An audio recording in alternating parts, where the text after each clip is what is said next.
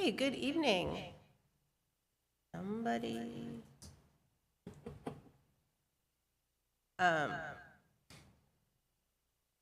Somebody has to mute. Okay. Still hearing it. Member Montgomery Trumbull, is it coming from there? I don't have any audio on mine.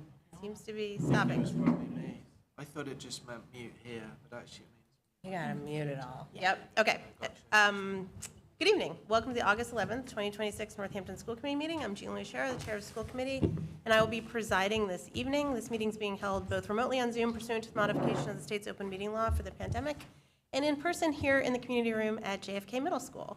This meeting and all participating will be audio and video recorded. And I will begin by asking our clerk, Anthony Morgan, to please call the roll of the school committee. Okay, Mayor Scherer, Present. Member Bartley, Present.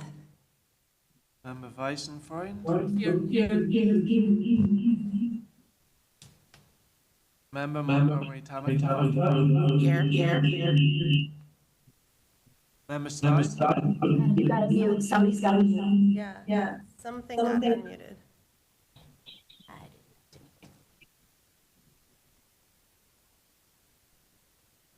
Member Stein, Can everyone please? Okay, check that your Zoom audio is muted and your device yeah. has to be muted. Hello? Hello? No. Somebody unmuted in the Skype. Somebody's gotta mute the Skype. I mean. Okay. I think it is. Okay. Join the audio to save myself the trouble. I have not heard otherwise. Okay. Seems like maybe it's been resolved. Yep. Okay, great. Oh, okay, We good? I think so. I don't hear it anymore. okay, so Member Stein's not here yet. Member Martin, Yes. Member Mahoney, Present. Member Reese, Here. Member Jewell, Here. and Member Saina Sullivan. Here. Okay, we have a quorum, we can proceed. Great, and the following members are participating remotely. Members Mahoney, Reese, and Jewell. I think I got everybody. Okay, our first order of business is we want to recognize Bobby Jones. Today is her last day with the district. It is also her birthday. So she is not with us this evening, but we wanted to publicly thank her for her work for the Northampton Public Schools and for the time and care that she took with assisting the school committee in particular. She will be very missed, and we wish her all the very best for her retirement. So thank you, Bobby, and I hope you're having a great birthday, and I assume you're not watching, but I hope you are not watching. We're thinking of you. Receive that. And also, we are very happy to welcome Anne Marie Da Silva Nemberkow, who is our new business manager, and this is her first meeting with us, so we're delighted you're here. Welcome. Thank you. Thank you for having me. Okay. Next up, we've got public comment. So we'll begin. If you wish to make a public comment, please sign up at the podium or use the raise hand feature on Zoom. We also always welcome written public comment, which is equally part of the public record at northampton-school-committee at northampton-k12.us. And anything you send there will be sent to all school committee members. Before you begin your comment, please state your name and your city or town for the public record. We welcome all comments and thank you for sharing your thoughts with us. Please know that the school committee does not respond during public comment as it's the public's time to speak. So while your comments should be directed to the school committee, you'll understand when we don't respond to them. To protect privacy rights, we ask that in your comments you do not use names of students or personnel.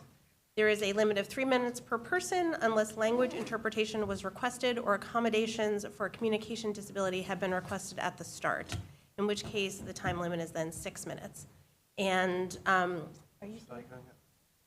Oh, sure. And we will be setting a timer to ensure everyone has an equal opportunity to speak. According to the rules of procedure, the school committee receives public comment for a maximum of 90 minutes. So we are beginning public comment at 6:37. And thank you, Anthony. The first person we'll start with is Raymond Paquette. These are other wives. Thank you. Raymond Paquette, Black Birch Trail, Florence. You are going to be asked to vote tonight on a resolution which you've seen before. We brought it before you last month. The NACE, the Northampton Association of School Employees Immigrant Support Committee, brought you a resolution. So you've seen it. You're going to be asked to vote for it tonight. So I want to speak to that. The aspect that I'm speaking to is just training the staff. We have good ideas. People have good intents. I believe that everybody's heart's in the right place. Most everybody, not everybody, most everybody. But if people don't know exactly what to do if ICE shows up at our school, our intent means nothing. So part of our resolution involves creating and implementing training for all staff within the schools. So that's going to be important, and that's why we think it's important. The words mean nothing unless we have a plan to put them into action. And we have plans like ICE shows up, don't let him in. Okay, great, thanks. No criticism to anybody who's set that up, but we need more. And I've said, people mean well, but meaning well doesn't mean anything unless there's a plan to actually do something. Have a plan when ICE shows up, or is in the community, or is outside the school. They're not really likely to show up at the school. They're likely to be outside somewhere. So what's the plan there? And that's the difference between meaning well and doing well. One other aspect of this whole plan that I think is really important, which may not seem that important, is that I think our students need to know that we are allies. At first, we need to be allies, but the students need to know that we're allies. And making a plan, doing trainings, passing this resolution, these are all ways for us to hold ourselves accountable to being allies. Right? If we say we're going to do these things and we don't do them, we're not allies. Holding ourselves accountable is worth something, and I think students need to know that. The community needs to know that. The students' guardians need to know that. Here's a way of doing it. Also, schools are one place where students are likely to have some kind of intersection with resources. Our students are out there fearful because of the current situation with ICE. Some of them may be undocumented. Some of them may have family members. Some of them are just scared because they're brown. And I don't need to go into the details there. So they need to know that when they come to school, we're allies. They look at me. I don't want to speak for others in the room, even though I probably can, at least for some of us. They look at me, they see a white guy. They don't know if I'm an ally until I somehow make that clear. So this is a way, hopefully, to bring that forward and where we can all put some words out there and stand behind it and mean it, and they know that we mean it. I guess that's it. Thank you. Thank you.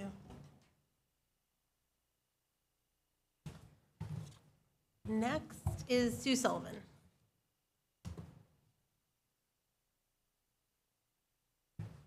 Hi, everyone. I'm Sue Sullivan, 98 North Elm Street. I am here as a resident of Northampton and an ELL teacher at Northampton High School. I've been there for over 10 years. I really love my job. And I second what Ray just had to say for my students. I thank him. I'm going to ask for 2 brief actions on 2 different topics tonight. The first is to please pass the Immigrant Solidarity Resolution, ensuring NPS safe zones for all of our students. As an ELL teacher of several immigrant students, I really want to see all schools in NPS come up with unique action plans around possible ICE presence. Unique in the sense that all of our buildings are structurally different and have various schedules for our students, whether it be outdoor recess or walking around Child's Park, as high school students often do with photography class, etc. In addition, I want to ensure NPS is not only training all of its main office staff, but also making sure that any substitute or fill-in main office staff are trained as well. On a different topic, I want to put in a strong plug for our new cell phone policy, and I'm really thankful that it was passed by the school committee. I would like it, though, to think about adjusting its current student consequences. Right now, as it stands, the first offense is to have the student lock up the cell phone if it's out, and it's not supposed to be in a pouch in front of the staff. But we strongly suggest that the first offense is immediate confiscation of the phone to the main office. And that's because if we have different staff putting the phones in the pouches and then being asked to check some sort of spreadsheet to keep track of what student is on what level of offense, I think that's going to be a lot for administration and teachers to manage.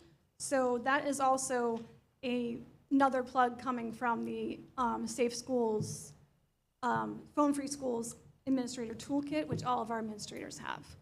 Thank you very much. Thank you. Okay, next is Ian Petty. Hello, everyone. My name's Ian Petty. I live at 7 Adams Street in East Hampton, but I'm a teacher at Northampton High School, teach high school history. And I just want to speak a little bit to the impetus for this resolution, how it came out of NACE.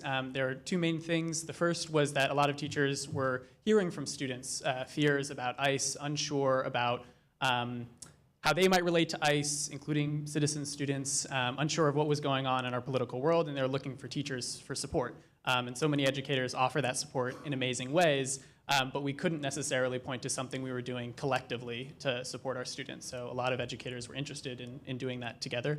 And then the second thing was when Minneapolis educators and unionists put out a call to action as they were trying to resist their ICE occupation of their city. We had an amazing turnout, at least in the high school and I think across the district, of educators wearing blue in solidarity and showing up, and we kind of had an impromptu lunch meeting, and more educators showed up to that meeting than I'd seen at similar union meetings in the past. So there was real energy for us to do something about it. On the union end, that has looked like putting up signs in our classroom, showing our students where we stand, having conversations about how we support students individually. But we know that it takes more than just us individually in our classrooms, and so we wanted to put forward this resolution so we have a concrete plan for how we do that as a district and a community. I'm super heartened by the rallies that there have been and the sense in Northampton that we stand against ICE violence, and we try to build schools that are truly public, that include all of our community members. But I think, as Ray pointed out, the action is the important part of that. And while we haven't seen the same kind of drastic occupation that we saw in Minneapolis, we know that ICE has affected many of our community members, including families of our students. And also that if we truly care about that issue, I think being proactive and being prepared is the best way we can show support for our students so that we have a plan. In the communities that have shown the best resistance to ICE and the most success in keeping their communities safe, it's people who have developed these networks of solidarity and come up with a plan beforehand. So I hope this resolution does that. It includes some specific steps, but I think more importantly, it kind of outlines a process for collaboration going forward between the union, the district, and hopefully the wider community so that we can be on the same page ahead of time and hopefully avoid some of the worst excesses of ICE. And ideally, this puts us in a strong place to even move forward on broader kind of networks of community solidarity that don't just happen in our schools, but kind of use the schools and the fact that they're a trust hub for many students to help our whole community. So please pass this resolution and look forward to organizing with you all on this going forward. Thanks. Okay, and next is Aaron. Hi, if you could please give us your full name and your city or town, please. My name's Aaron Mendelson. I'm a Northampton resident, 30 Middle Street. I'm the parent of a Leeds Elementary student. I'm a teacher at Smith Vocational. I'm also here in support of the MOU to support protocols and training for staff at all Northampton public schools. And I ask that you consider what this is really about. What we know is that when students are taken into ICE custody, they might not see their families again. And you know, regardless of your position on immigration or law enforcement, you know that's wrong. And I would really like to see our community take the actions to stand up and say, we're going to do what's right. And I think that this memorandum of understanding is a good step in that direction. Let us all take the steps that we can to do what's right. That's it. Thank you. Thank you. Okay, next on Zoom is Jamie Lawrence. Jamie Lawrence, 108 Hendrick Street, East Hampton. I'm also the Latin teacher at Northampton High School. I just want to echo what the previous speakers have said. What we discovered as we were initially planning a response to ICE was that we had a lot of will and good intentions, but we didn't have a lot of organization, and we didn't have a lot of plan. And what this resolution represents is a real plan that we can use. And as Ian said, it represents a grounds for moving forward and organizing, but it's something that we can bring to the staff in all of our schools, something that we can tell our students, this is what we're doing, this is how we should act if something like this, God forbid, comes to pass. So I urge the committee to pass the resolution. Thank you very much. Thank you. Anybody else present like to speak? Okay, seeing none and no hands, we will be done with public comment. Thank you, everybody. And Anthony, I'm going to give you this. And that brings us to announcements by school committee members. Any announcements? Yes, Member Sanders Sullivan.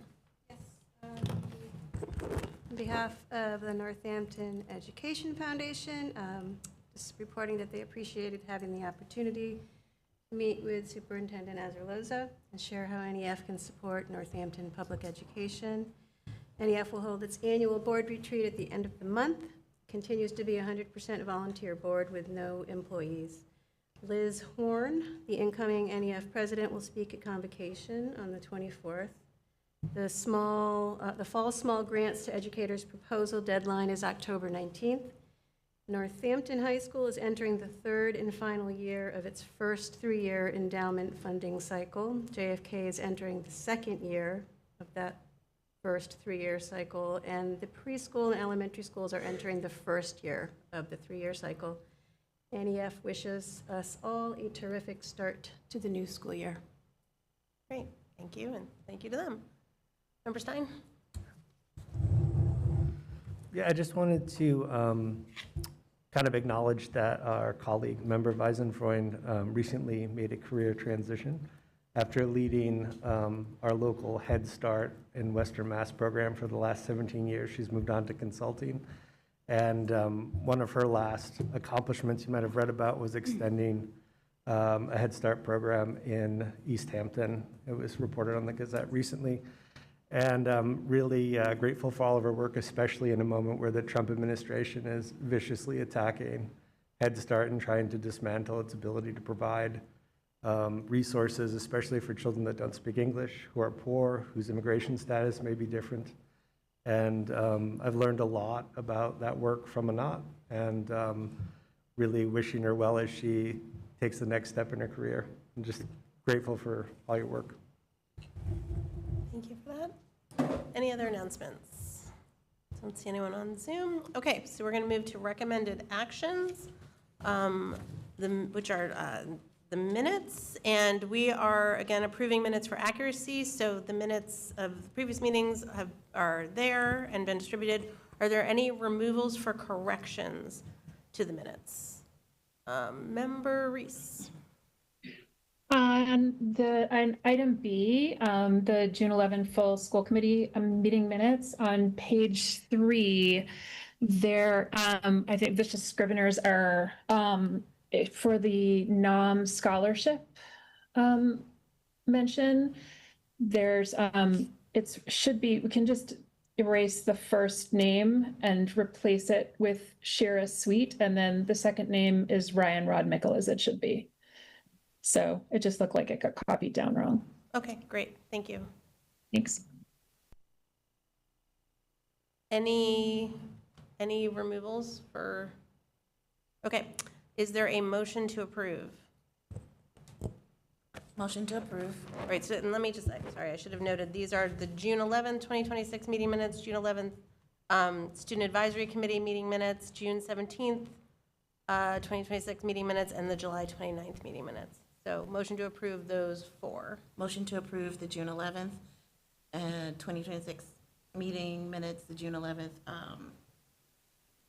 Student Advisory Committee meeting minutes, the June 17th school committee meetings, and the July 29th school committee meetings. Second.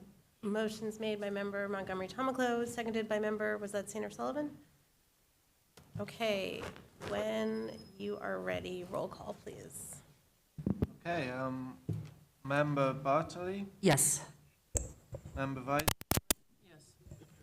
member Montgomery Tamaclo, Yes. member Stein, Abstain.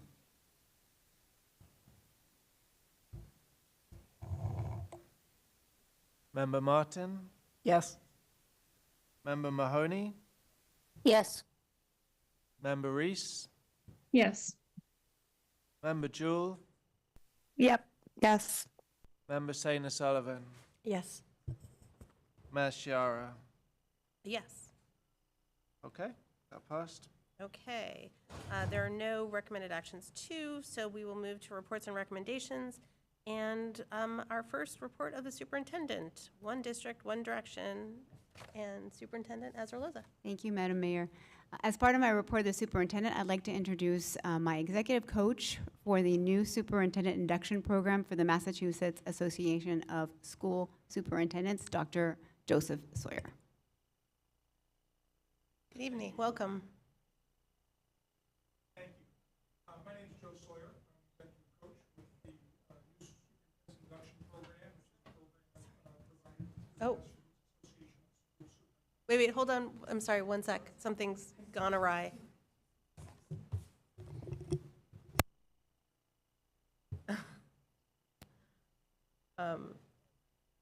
Thank you. And could we put the volume up a little bit?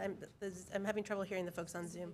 Oh, Zoom? Yeah, thank you. Okay, apologies. Could you start again? Because I don't think anyone heard you other than us. That's okay. I am a former assistant principal and principal, so I do have a voice that can be heard in school settings. But I appreciate the microphone. My name is Joe Sawyer. I'm a executive coach with the new superintendent's induction program. That's a program that's provided to the Massachusetts Association of School Superintendents. It's been going on about its 16th year now, I believe. I just completed 17 years as superintendent of schools in Shrewsbury, Massachusetts, and just recently retired at the end of June. I've been really pleased to join this program as a coach, and I'm really pleased that I've been assigned to work with Superintendent Azarloza. I've been in the field of education for 35 years, again, last 17 as superintendent. The new superintendent induction program, commonly known as NSIP, is a statewide collaboration between the Department of Elementary and Secondary Education and the Mass Association of School Superintendents. This year, out of the 35 new superintendents across the Commonwealth, 34 are participating. It's a cohort model. It's a 3-year program, a very intensive induction model. It has 4 core objectives. One is to have a robust entry process. You'll hear about that in a little bit from Superintendent Azarloza. To build a robust entry plan that builds a deep understanding of the superintendent's new district and identifies key issues related to the success of all students with a focus on equity.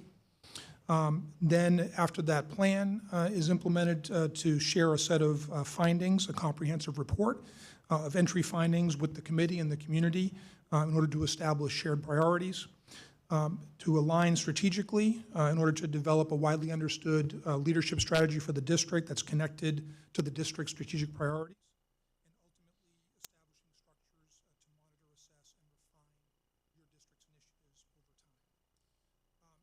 and refine your district's initiatives over time. As I mentioned, it's a cohort model. During the first year, The sound cut out on Zoom. Sounds like they can't hear us on Zoom at all. I'm so sorry.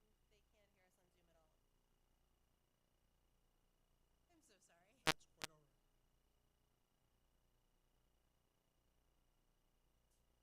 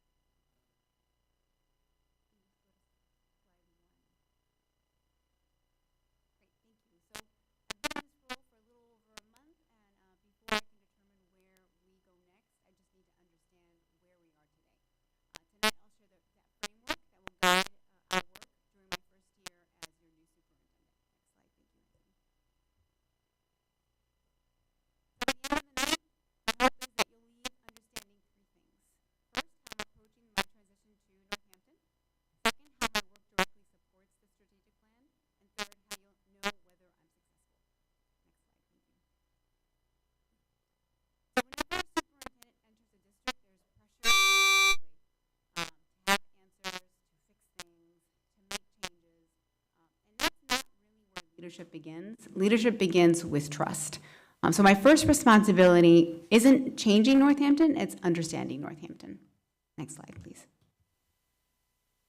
So how do I learn what a district truly needs? I start by listening intentionally and without any preconceived answers. I've met with close to 100 people so far in my listening and learning tour. I review data, ask questions, look for patterns, and spend time understanding what the numbers do and don't tell us. This fall, I'll be in classrooms observing teaching and learning because some of the most important insights can't be captured on a spreadsheet. Next slide, please. Every district has strengths worth protecting and opportunities worth pursuing. My responsibility is to know the difference and to ensure that every recommendation that I bring forward is thoughtful, evidence-based, and in the best interest of scholars. Next slide. Strategic plans don't improve scholar outcomes. People do, and I often say that. I think about this framework in 3 simple questions. The strategic plan answers what we want to accomplish as a district. My entry plan answers how I'll learn about our current reality, and implementation is where the learning begins to translate into action. It's our responsibility to move the strategic plan off paper and into classrooms where children feel the impact. This is what it means to operationalize a strategic plan. This slide is probably the most important slide in tonight's presentation. Everything we do as an organization follows a cycle. The strategic plan is where we're going. The entry plan is learning our current state. Implementation is putting our work into action. Monitoring is checking whether it's working. Reporting is being transparent about what we learned. Continuous improvement is adjusting and getting better. If you notice, there's no finish line. Improvement isn't an event, it's a culture. The best way I can describe it is to use this framework is to think of it as a GPS. Our strategic plan tells us where we want to go. My entry plan will help us understand where we are today. Implementation is the route we take. Monitoring tells us whether we're still on course. My report, the superintendent, that I'll provide in December, is where we check our progress. When needed, recalculate the route. And continuous improvement means we keep learning, adjusting, and moving toward our destination. One of the reasons I wanted to share this framework tonight is because I don't want the community to wonder how decisions are made. I want you to understand the process behind them. Next slide, please. No single conversation, observation, or data point can tell us the whole story of a school district. These 8 areas give us a disciplined way to examine Northampton from multiple perspectives.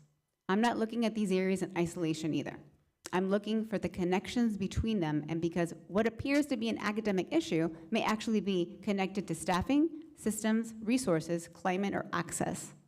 The goal is to understand the organization as a whole before drawing conclusions. Next slide, please. As I work through these areas, I'm really trying to answer a deeper set of questions. Where are our systems strong and consistent across the district? Where are they dependent on a particular person or school? Where do we have alignment and where do we have variation? What does the experience of our scholars and families and caregivers look like from one school to another? And importantly, where do our outcomes tell us that something needs greater attention? I'm also testing what I hear against what I see from the data and what it tells us. If I hear something once, that's a perspective. If I hear it repeatedly and see it in practice and find evidence through the data, now we have a pattern. Next slide, please. And this is where the work begins to move from learning to leadership. Oh, I think we went too far. We can go back one slide. Thank you. I'm not collecting information simply to produce a report in December. I'm looking for patterns that help us determine what needs to be protected and what needs to be strengthened and what needs to be changed. Some things I learn may require immediate attention, so I'm not waiting until December or January to make changes. Others may point to longer-term priorities. Some may confirm that we're already headed in the right direction, so we stay the course. And some may challenge assumptions that we've held as an organization, also known as past practice. Ultimately, I want to be able to connect the dots. Here's what I heard, here's what I observed, here's what the data shows, here's what it means, and here's what I recommend that we do next. That's how the entry plan becomes strategic direction rather than simply a collection of conversations. Next slide, please. This roadmap represents my commitment to a transparent transition. I often say transparency is paramount. Each phase has a purpose. I begin by listening and building relationships, which I've already done, many of which, close to 100, hopefully another 100 in the next month or two. Then I deepen that learning through data, observations, and a closer examination of our systems. From there, I begin identifying patterns and testing what I'm learning with the people closest to the work. By December, my recommendations won't be based on isolated conversations or a single data point. They're reflected through months of engagement, observation, analysis, and collaboration. And the community should be able to see the through line from what I've learned to what I identified to what I'm recommending and ultimately to what we do about it. Next slide, please. These are my draft goals. You'll notice this goal in particular isn't about completing an entry plan. It's about developing strategic direction. Listening is important, but listening alone doesn't improve a school district. My responsibility is to take everything I hear, combine it with what I observe and what the data tells us, and synthesize that information into something meaningful. By December, my goal is to answer 4 questions. What are we doing exceptionally well that we want to preserve? What opportunities do we have to improve? What should become our highest priorities? And how do we move forward together? That's what success on this goal looks like. Not that I listened, but that I learned enough to help us determine where we go next. Next slide, please. This second goal, one of the expectations that I have for our organization is that we never stop learning. And that expectation has to begin with me. I came to Northampton with experience, but I didn't come here believing that experience means I have all the answers. Every district is different. Every community is different. Every leadership role should continue to stretch you. Through this new superintendent induction program, executive coaching, feedback, and ongoing reflection, I'm going to continue strengthening my practice. I want to model the same thing I will ask of anyone in this organization, to learn, reflect, adjust, and get better. Next slide, please. And finally, ultimately, this isn't about implementing Annie's ideas. It's about helping Northampton achieve Northampton's vision. So what exactly does that actually look like this year? It means taking the priorities we've identified as a district and building the systems necessary to execute them consistently across the district. You'll hear me often say we don't want to be a district of schools, but rather a school district. It means making sure our schools aren't operating as separate islands, that our principals and district leaders have clarity around our priorities, that we're developing greater consistency in areas like teaching and learning, scholar support, discipline, communication, and operational practices. It means establishing clear structures for implementation, who owns the work, what we're trying to accomplish, how we'll know whether it's happening, and what we'll do next if it isn't. And there will be times when evidence tells us something isn't working. That's where the continuous improvement cycle I showed you earlier becomes real. We monitor, we learn, and we adjust, pivot, or stay the course. So by the end of this year, I want us to be able to point to concrete examples and say, the system is more aligned than it was a year ago. This practice is more consistent across all of our schools. This priority moved from an idea on paper to something scholars are actually experiencing in the classroom. That's what success on goal number 3 looks like to me. I'm incredibly grateful and humbled to have the opportunity to serve this community. I thank you for your trust, and I'm happy to take any questions. Thank you. Any Zoom folks? Any questions or comments for the superintendent? Member Stein? I'm wondering if this is sort of a question not related to a specific element of your slide, but about your overall sort of efforts that you've made to really get to know people on your listening tour. I'm wondering sort of what things you've been surprised by learning, or that you reinforce things you already knew. Just like what's been your experience of that process? I can tell you every person I've spent time with is so passionate about the Northampton Public Schools. They want to be a part of improving the district. You know, there are some patterns that are surfacing. I'd like to just complete that the listening and learning tour, but there have been themes that have surfaced. Some are not surprising, only because I've done a little bit of homework on Northampton. And some are a bit surprising, and that's also normal. But I'm excited to continue to learn, and I'm also excited to take that deeper dive into the data to see if what I'm hearing qualitatively, I'm seeing quantitatively as well. And thank you for doing that work. Thank you. Any other questions or comments? Okay. All right. Oh, I'm sorry. Go ahead. Member Montgomery. So thank you for your presentation, Superintendent Azarloza, and thank you for your goals. I appreciate that they are clear.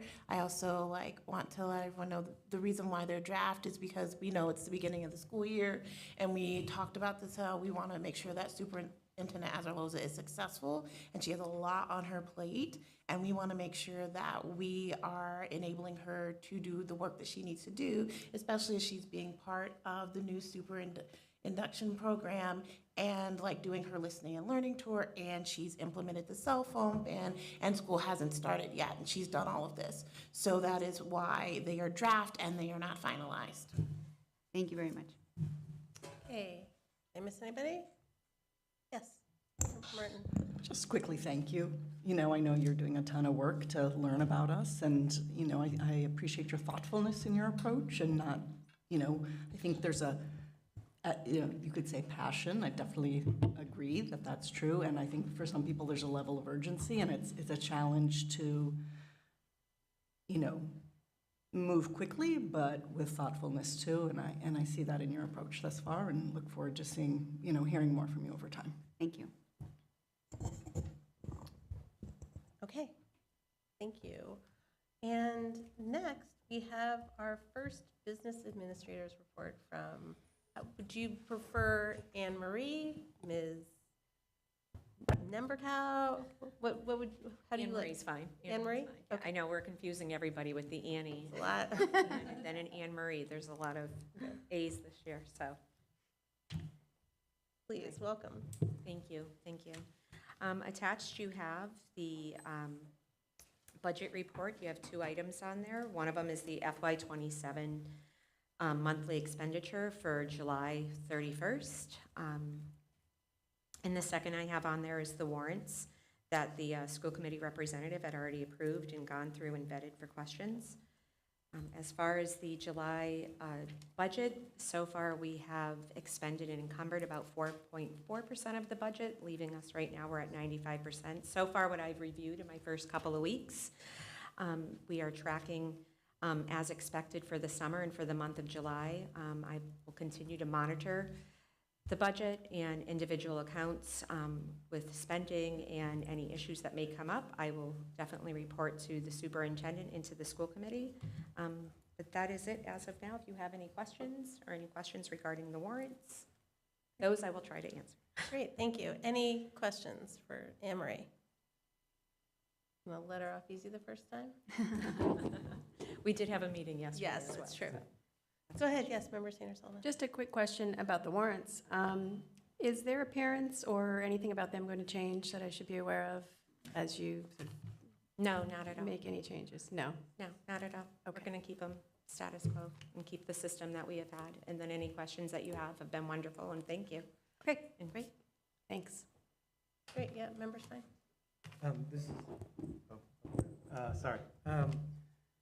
This is a question about some of the warrants. As I looked through them, it seemed like they were largely related to cafeteria expenditures. If I'm thinking about all the ones I read through the other day. And if you're able, and if you're not, that's fine, to just sort of talk to us about how those funds are being drawn from our revolving account, or where are those funds coming from? And what are they doing as they're being expended during the summer to provide resources to our students over the summer? I'm just curious about all those warrants that we got. Okay. I would have to review, and I can report back to you, but I can tell you that our cafeteria, our food service program is self-sustaining. So monies that coming in is going out. She's running an excellent program there. I was even told that Jesse had just did a report and an audit, and Northampton was held to a very high standard, and that we are setting the bar, that she is running an excellent program. So we are self-sustaining, so it's all coming from any type of food service. We're free, reduced.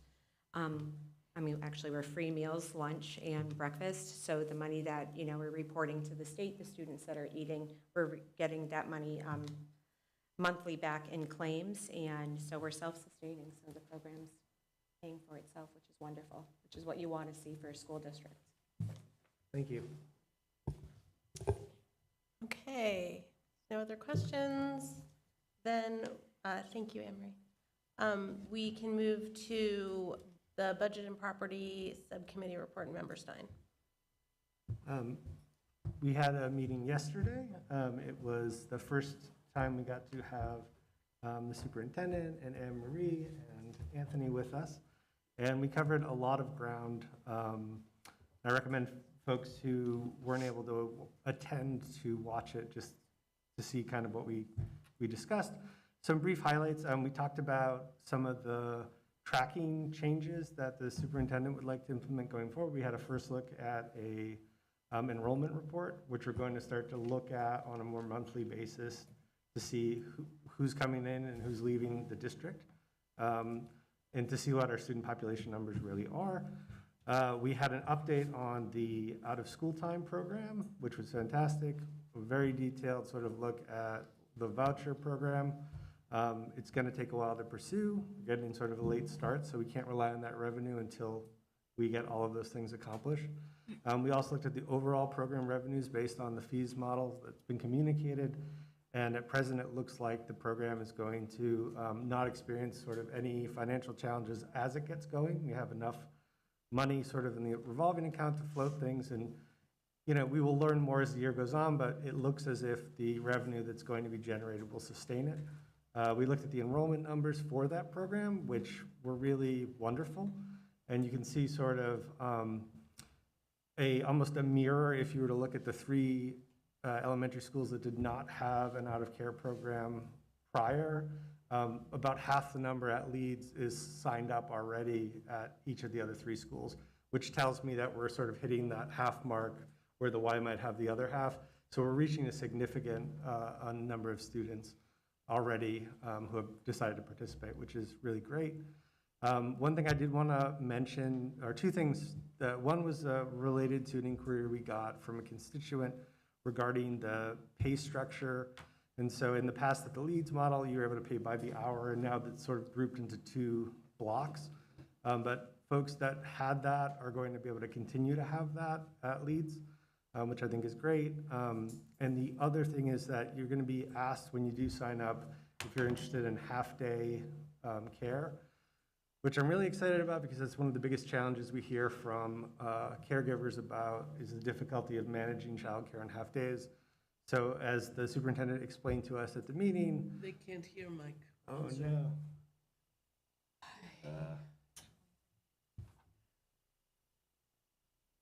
You guys can't hear? I was able to hear. I heard all the enrollment data. Oh, can you still hear me now? Yes. Oh, okay. It sounds like we're back on. And I forget where I was.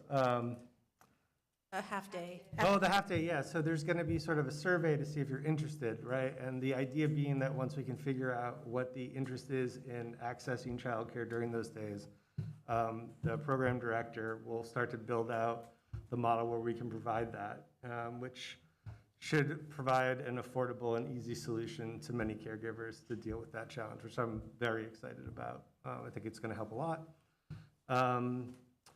Other thing we talked about was sort of some of the financial modeling we'd like to see during. It's still bad? What's that? No, use these mics should be working now, yes. Oh, okay. But I would be surprised if they hadn't heard you, but. The other thing we're going to look at is sort of a ongoing budget that includes all of the other revenue sources that are tied to positions. So what you see tonight is sort of a look at the local appropriation and doesn't include the $4 to $5 million in grants revolving accounts and other things that fund into the budget and specific programs, specific line items. So we're going to have that on an ongoing basis, which I think will help us understand where we're tracking as the year goes on. We also talked about unbudgeted positions. We're going into the year without a line item balance budget. Part of that has to do with the fact that additional things were added after the budget was passed. Some of it has to do with unexpected needs that have come up that we have to provide. So there's a number of special education staffing positions we're going to have to provide. Those are currently unbudgeted for. So we're going to have to look at our budget, figure out how we're going to absorb a lot of those costs, and see how we're tracking over time to make sure that we are not on a trajectory to go red. So those are some of the things we talked about. Thought it was a really informative meeting. If you're interested in those things, take a look at it, and you'll learn more. And yeah, I really appreciated having the new folks with us, and I look forward to more conversations. Thank you. Thank you. And Member Jewell, do you have CPAC report? There is no CPAC report for this month, as they start meeting when school starts. So I can go right into the curriculum, instruction and culture of learning subcommittee. Super. Update, which is super short. We met with Rachel Nicholas and Superintendent Azarloza, and from Rachel Nicholas, we received an update regarding assessments, as some of the assessments are changing. We're not using iReady and using several others. And on the curriculum, where we are in the elementary reading curriculum and moving into the middle school, is starting a reading curriculum, but it's a soft start. The teachers are being asked to use 2 units instead of the full ones to really be intentional and how they're doing it, and to make sure it's working for everyone. And Superintendent Azarloza shared some of the academic trends in our district. And I encourage you to watch that meeting. It's an hour long. If you're watching on YouTube, you can even double time it if you need to get through time. But it was good and really informative to look at the different academic trends and specifically around achievement. And we will also be holding another meeting at the end of this month. I think it's the last Monday of this month, which is maybe I think it's the 31st, to really focus on the high school and graduation requirements. As we know, the state came out with their findings, and we've been doing ours in Northampton, and they're not complete in alignment. So we get to look at that and also check in and see how the schedule shift for the high school is going after the first week of school. Great, thank you. Member Bartley, is there a legislative update? Yes, there is. So Superintendent Azarloza and I met with Representative Sabadosa last week. It was an opportunity for them to meet each other for the first time. We discussed a couple of things. One is first of all, the first time I met with Sabadosa, we discussed setting up a calendar for advocacy at the state level and what that might look like. And so we talked about that when we met, and then also came to the agreement that the rep will meet with the superintendent quarterly to get a sense of what some of the school's needs are, what's happening with the district's budget, which I think is a really great opportunity for further partnership between us and the state. In addition to that, Rep. Sabadosa asked that I very specifically mention that the Chapter 70 Review Commission has been established. It will be a 2-year process. So that means it will be a couple of years before any recommendations come out about changes to Chapter 70. That is it. Thank you. Okay. That brings us to new business. And first up is the agreement between Northampton Public Schools and the YMCA for the use of school facilities for the after-school programming, which we will vote on this MOA. Superintendent Azarloza. Sure, this is the correct MOA with the changes that the school committee had recommended. One of the biggest changes is that it's a 1-year agreement. And it has been reviewed by legal, so they have given us the green light. Great. Would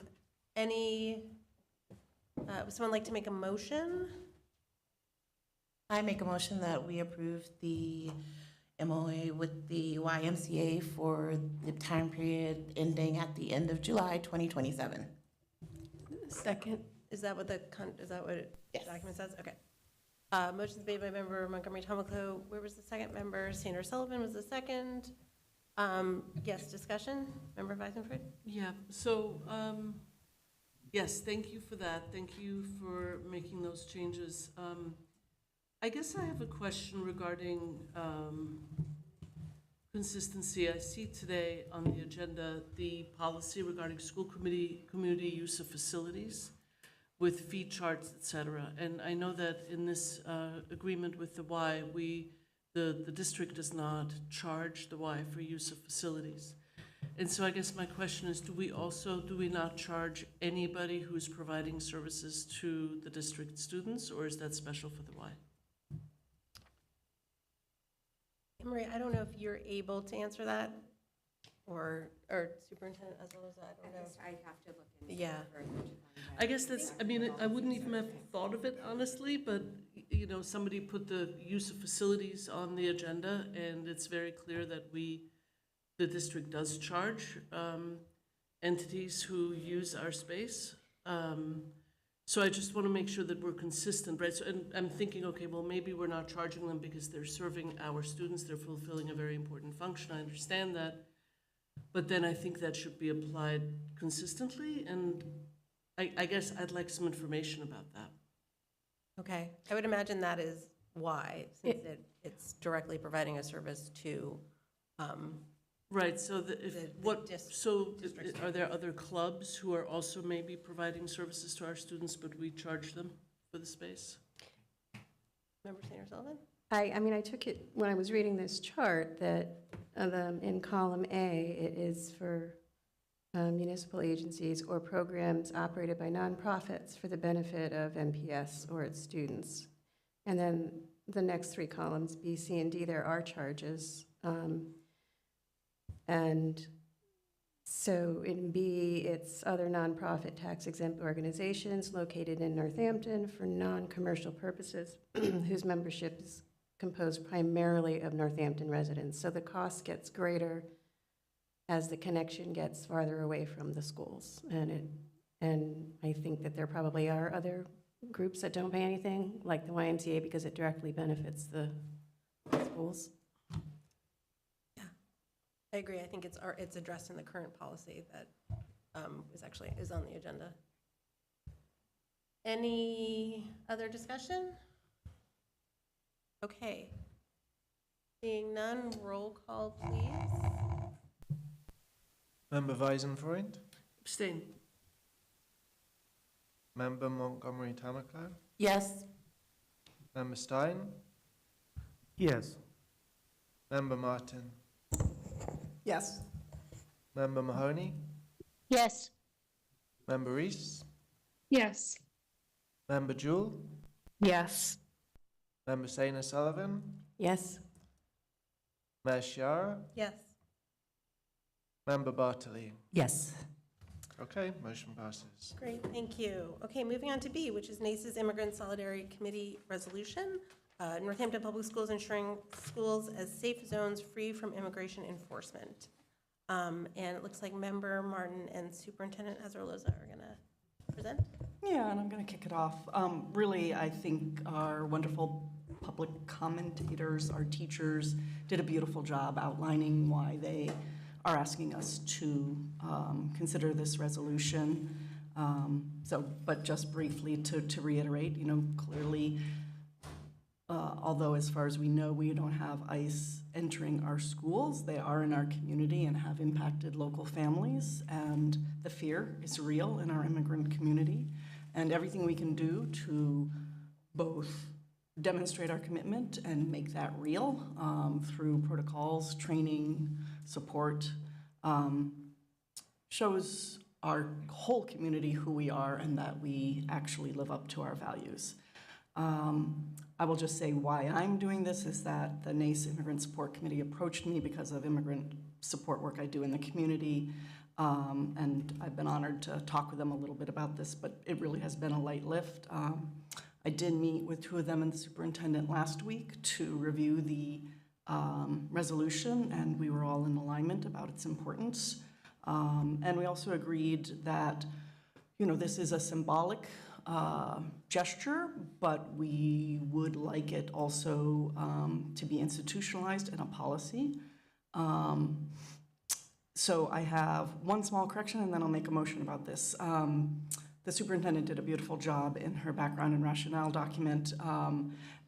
And the only thing I wanted to comment on that is that I wasn't doing that as a member of the negotiations committee. I was just doing that as an individual school committee member. And though the other members of the committee have not been involved, I welcome, of course, their input along with all of yours. That said, I do want to make a motion that the school committee adopt this resolution, and that also we refer this issue to the Rules and Policy Subcommittee with a charge to develop a policy regarding immigrant safety to really underline how important this is to our community. And I also would call on our legislative liaison to address ICE abuses and immigrant safety in her meetings with legislators going forward. Second. Okay, motion's made by Member Martin, and I'm sorry, it was seconded by, Member Mahoney? Member Mahoney. Thank you. I knew I heard it from somewhere. Thank you. Superintendent Ezra-Loza, is there anything you would like to share before? No, I just wanted to say I had a wonderful meeting with Ian and with Ray. Fully supported. I sent it to our cabinet team. We are in full support of this, and I'm really excited about joining forces and making this happen. Great, thank you. Member Bartley. Yeah, I want to thank the superintendent, Member Martin, and the representation from NAYS for coming up with this resolution. I think it's a really important one, and I'm really grateful to everyone who has put in time and energy for this. I'd love to take it up with our legislators. I don't know if I have enough background knowledge to do so, and I'm wondering, Member Martin or Superintendent Ezra-Loza, if it would be appropriate for either of you to join those meetings? Absolutely. Great, okay. And anyone from NAYS as well who wants to join is also welcome. And I'll appreciate all the support I can get on this. My question is in terms of moving this past the symbolic and into the operational, what is that going to take? Are we capable of doing it as a district? I just want to hear more from you about that, Superintendent. Sure. There are elements of it that are already in practice. And so what we want to do is look at it next Tuesday during our tactical cabinet meeting and make sure that we're implementing it across the district from day one when school starts. Thank you. Okay, Member Stein. Yeah, I really appreciate this as well, and I just want to thank Member Martin for keeping this on the radar for what feels like a long time. And I was disappointed we didn't make more progress with this over the last year, and really feels like a breath of fresh air to hear your support for it, Superintendent, and the idea that we're going to actually try to operationalize it. So I'm really grateful for that. And I am still really concerned that we don't have a lot of office monitoring, and we don't have people looking at doors all the time, and that we don't have staffing to sort of be aware of who is coming and who is going, and we don't necessarily have the technology to do so either. I'm doubly worried now that we're taking away other forms of communication like cell phones for other safety reasons, but I really do want us to think about what we might actually need in order to have people monitoring who's coming and going from our buildings at all times, because this is like a core element of this issue. Thank you. Member Montgomery Tomlinson. I want to thank Member Martin and the superintendent and NACE for their work on this, and I'm glad that we're finally able to move this forward. I echo my colleague Member Stein's concerns about the front office staffing, and also the fact that I would hope that when we're developing our process, that we make sure that there's backup, because we all have seen how aggressive ICE can be. And even though people have training and they have good intentions, one person may feel very isolated and alone and forced to give up information just because of how aggressive they are. So I want us to keep that in mind and have redundancies in place so that like it's not just one person standing alone.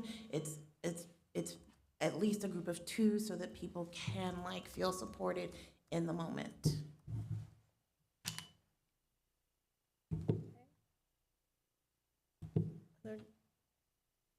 Okay, I will, I'll also add my thanks to you, Member Martin, and Nace and Superintendent Ezra-Loza for picking this up so quickly. I'm appreciative of this work for the district. I was a co-sponsor of the Safe City Ordinance that the city passed in 2019 when I was a counselor. We have an administrator order that covers a lot of this for city employees. So I'm grateful that we are looking at how to really make it, sort of codify it and make it very clear for the district. So appreciate all the work. Okay, if there's no further discussion, roll call. Oh, yes. What is the timeline for this? School starts in 3 weeks. And I know like it's going to be referred to rules and policy. So what are we thinking like should be the timeline for trying to implement this? I think Superintendent It's Ezra was immediate, right? address. May I speak? Yeah, please. Yeah, so we're meeting next Tuesday. There are already elements that are being operationalized. I want to make sure it's consistent across all 6 schools, but my intent is that day 1, it will be implemented. Thank you. Yes. And again, the motion is to send this to rules and policy to then create a policy around it that backs up the resolution, which is an expression but is not a policy.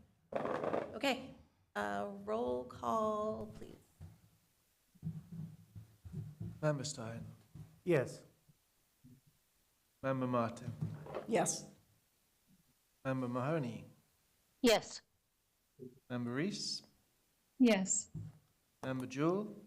Yes. Member Saina Sullivan. Yes. Shiara. Yes. Member Bartley. Absolutely, yes. Member Weisenfreund. Yes. Member Montgomery Tamaclar. Yes. Okay, motion passes. Great, thank you, and thank you for being here, for your comments tonight. Next, we have facilities use fees, which has a vote attached to it as well. And Anne-Marie, would you like to speak to this, which we spoke to a little bit, but. The vote was to recommend it to refer to the Rules and Policy Committee.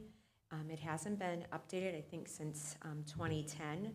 As of right now, there are no fees increased, but just so it can be reviewed, and if there were any increases, and I know, there was a motion to request some more information regarding the facilities use, so that was why we had put it on the agenda. As of right now, we don't have an increase to the fees, so you wouldn't be voting on fees, it would just be voting on to recommend it to review. I believe every so many years it's put back on the agenda so it can be reviewed. Oh, okay, so so this is not just your recommendation that we should review it and perhaps reconsider the fees? This is something that is done? It's done periodically, I think every couple of years. It's placed back on the agenda just for a review. So I haven't increased any of the fees. That would have to be a vote.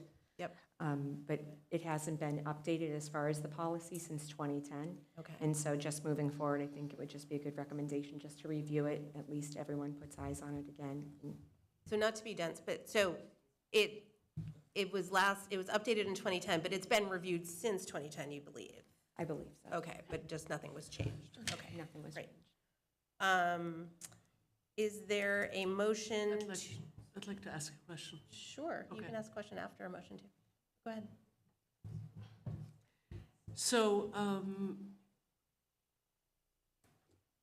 Superintendent Ezra-Loza and I have been in discussion about agenda setting for the Rules and Policy Subcommittee. And one of the things that we agreed on is that she would take a look at the policy chart that the old Rules and Policy Subcommittee left for us and that she would help us prioritize what we should take on when, in addition to other pressing matters that come up. So I guess I want to understand, is this something urgent, or is this something that can be part of Superintendent Azarloza's prioritization process?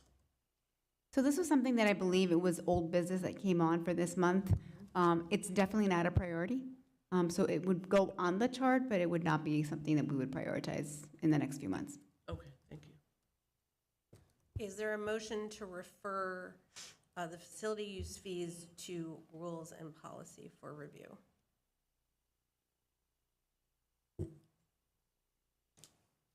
Motion to refer the facilities use fees to rules and policy for review. I second. Okay, motion's made by Member Sanders Sullivan, I think seconded by Member Reese. Okay, great. Further discussion? Yep, Member Stein? Yeah, I mean, just real briefly, I think we talked about this recently in regards to like the harmonizing of how things end up on subcommittee agendas. But it is an interesting moment, right? We inherited this sort of thing. This was something that like the superintendent or Emery could put on or talk to the chair about putting on the agenda. And so I'm just marking it for us to think about when we have that harmonization conversation about, do we need to vote to refer in this matter, or would this have made it another way, you know? Because there's multiple paths to do this. And just marking it to think through when we go through that other discussion. Okay. Any further discussion? Roll call on referring, please. Okay, Member Martin? Yes. Member Mahoney? Yes. Member Reese? Yes. Member Jewell? Yes. Member Saina Sullivan? Yes. Ms. Shara? Yes. Member Bartley? Yes. Member Weisenfreund? Yes. Member Montgomery Tamaclo? Yes. And Member Stein? Yes. Okay. That passes. Next, our meal charges review. Is this another? So these are for the annual calendar. Yes, These annual review. Okay. these three. Go ahead, Amory. Yep. And at this time, there are no increases. And at this time, we're also still receiving free meals throughout the district and throughout the state. So at this time, there are no increases, but exactly this normally would sit on the agenda just in case if we went back to the old way of food service. Then if there was an increase to any of the fees, then we would bring them at this time. So I did meet with the food service director. There are no increases to any of the additional meals if someone decided to get a second meal, or any of the other foods that they can purchase, or for staffing meals. And normally, she would bring that to the committee if there was any increases, but there aren't any for this year. And we're all still receiving free meals, so. Great, thank you. Member Bartley. If we were to find ourselves in a position where we did not have free meals, would we then need to make a really high jump in our meal costs? I'm thinking, if this is in here in the event of, does not changing it now make a possible difference? No, she said she uses it's a paid equity, actually a paid lunch equity tool that is provided by the USDA in the state to make sure that we're always on target with our meals and what we're charging. We have to stay within the guidelines. And right now, we are still within the guidelines. And so, which is wonderful, because she's still making it very affordable for anybody wanting a second meal or for the staff. And so she monitors that regularly. So that was why when we met, that was one of my first meetings on my first week, was meeting with the director. And like I said, she's done an excellent job, and she really monitors this closely. She wants our kids to be able to receive the best. Thank you. Thanks. Member Stein? Yeah, and just to add to that, when we add in these other revolving accounts and items, you'll be able to see sort of where we're tracking. The last that we, I think, saw the cafeteria revolving account, I think it had over $1 million in it, partially because when the state started, the federal government and then the state started to fund these elements. So we shouldn't run into an issue where not adjusting a charge here is going to put us in any sort of financial difficulty with lunch or breakfast. Okay, If there's no further discussion, there's no action, so we'll move on. Thank you for that. Okay, and Northampton Public Schools Code of Conduct Review. This is asking for a vote. Superintendent Ezra-Loza. Thank you. You'll notice that anything that is highlighted is added to the code of conduct. So we did add the cell phone policy. We also added actually the procedures for the cell phone policy, and we also added the restraint and seclusion policy that was approved. That portion towards the end was not highlighted, but it is the new approved restraint and seclusion policy. Okay, would someone like to make a motion to approve the code of conduct? I move we approve the code of conduct. Second. Motion's made by Member Martin, seconded by Member Montgomery Tomaclo. Discussion. Yes, Member Martin. Just a question, if we pass relevant policies during the school year that would impact this, like for instance, an AI policy, this is just a process question, like can we do that in the middle of the year and update this? Does that come back to school committee or does it wait till next year? Either way. Okay, thank you. Any other discussion? Okay, seeing none, roll call, please. Member Mahoney, Yes. Member Reese, Yes. Member Jewell, Yep. Yes. Member Saina Sullivan, Yes. Mayor Shara, Yes. Member Bartley, Yes. Member Weisenfreund, Yes. Member Montgomery Tamaclo, Yes. Member Stein stepped out, so do we just say Not present. absent? Yeah. Member Martin? Yes. Okay, motion passes. Great, thank you. Okay, moving on to F, which is section 14 of the rules of procedure, clarifying contingency I'd like meeting. to ask for recess, please. Okay, we'll do 5 minutes. Yeah, thank you. Clarify, who will now be changing the yellow highlights? Is that Superintendent Azaloza or is it someone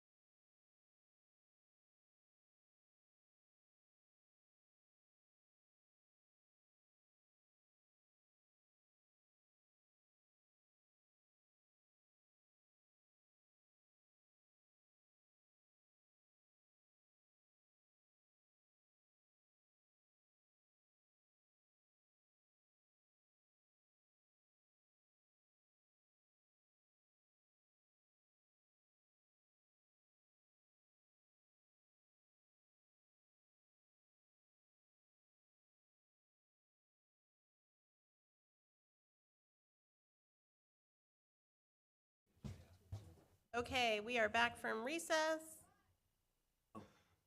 Okay, we are back from recess. Thank you.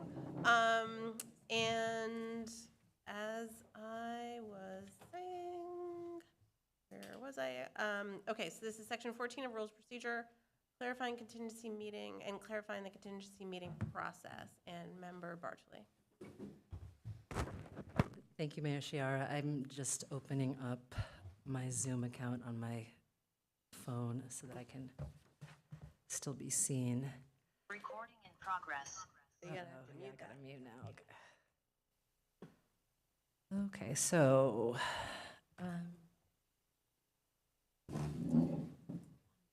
that one's just gonna stay on. Okay. So in March of 2026, we held a retreat, and one of the items that had a lot of attention from many different members who wanted to share input on our rules of procedure was section 14, and that's the section that governs the meetings. Anthony, could you bring up the slide from Tracy Novik's presentation, please? I emailed it to you. It's in the PowerPoint attachment. Sure. Yeah, the slide is section 14. So this agenda item has two parts, and the first part is looking at section 14, seeing where we have made the changes that members wanted to be introduced in that section and where we haven't, and then giving folks the opportunity to make motions to change as they feel may or may not be appropriate to the rules. Then we found, as we were reviewing section 14, that there's an issue with section 1410, and I'll have Mr. Morgan speak to that later, but it appears that our former clerk entered it where it didn't need to be, so we need to make a change on that. And then finally, there's been some discussion of how to handle meeting disruptions, and so I will offer a rule that City Council uses that we may choose to incorporate into our rules of procedure vis-a-vis meetings. Second to that, over the past 7 months, we've developed a habit of having a contingency meeting, and one of the reasons for that is because we have a habit of going past our scheduled time. And part of the reason that the process unfolded so awkwardly is because Mayor Chiara and I have disagreed as to whether or not it's appropriate to have a second meeting. So this will be an opportunity for the body to share their input on a second meeting, whether or not they want one, what it might look like, and we'll just take an opportunity to get feedback from everyone, and then I'll come back next month with a possible approach for us to vote on. In addition, we do need to vote on a contingency meeting for this month in the event that this meeting does run over. So that's kind of an outline of what I'll be talking about. But I'm going to start by looking at section 14, so I'm going to stand up now. Oh, they're not going to be able to hear you. If I shout, can you hear me on Zoom? Yes. Great, okay. So the length of meetings raise concerns. At the present moment, our meetings typically begin at 6:30 and are scheduled to end at 9:30. At the end of each, at 9:30, if we find that we still have business to do, we have the option to suspend the rules and make the meeting longer. If we lose a quorum, then we need to schedule a second meeting to continue with our business. This is not one that we can really address through rules. It's something that needs to be addressed through our practices. And one of the things that we have done with Superintendent Azarloza as an agenda setting meeting is really work on providing information up front so that all of you can receive information and have your questions ready and we're all more prepared for doing business together. So already today, Already today, we're seeing a much more efficient conducting of business, which is great. So I think there's no, is there anyone who would like to make a motion around length of meetings, or who has anything that they would like to change within the rules vis-a-vis the length of meetings? I'm going to ask the mayor to call on members. Okay, so you are asking, okay, if there's someone who would like to address length of meeting. Length of meeting time and how we might make an amendment to the rules. Okay, Member Reese. So I agree that, I want to have a lot of time for discussion, and I want to make sure that we have plenty of time for public comment as well. But as we've discussed many times, after a certain hour, everybody gets pretty depleted and non-functional, and it's also really challenging for those of us with young kids at home or other responsibilities that they need to attend to. So I really like the idea of having a start time of 5:30. If that works for a lot of folks, I think that could really help us not stay into the wee hours. Thank you, Member Reese. So I'm going to get to that item in just a moment, but thank you for raising that. Okay. Member Stein and then Member Mahoney.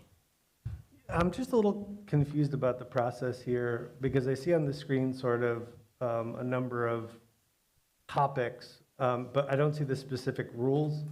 And I thought you were saying that you wanted to get feedback today to bring back things next time, but I don't know, it's hard to think about what the actual rules say and propose an amendment and map all this stuff in an open meeting without having had this before the meeting. So are you looking for suggestions that you'll then come back with recommendations, or do you want us to, how do you want us to do this? Yeah. So this particular section, I'm going to go through item by item and share, for example, times on agendas was a request that members had, and we've implemented that as an agenda setting committee, so this is no longer relevant. I think perhaps Member Reese might want to offer a motion to change our start time to 5:30. So I'm just going to go through point by point and see, to what extent do we want to address these. Then we'll look at the rules. But the starting point is here. The feedback I'm going to ask for is around having a second meeting. And again, you'll see that's here.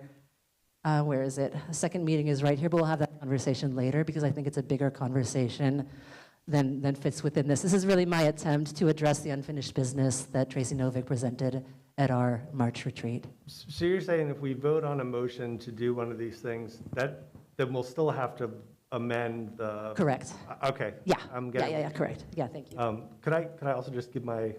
Yeah. So I think what's tricky is that it's difficult to separate the 2 meetings per month from the thing above, right? So, I mean, from the beginning, I did not think us meeting from 6:30 to 9:30 was going to be enough, and that we either had to have 2 meetings or have longer meetings.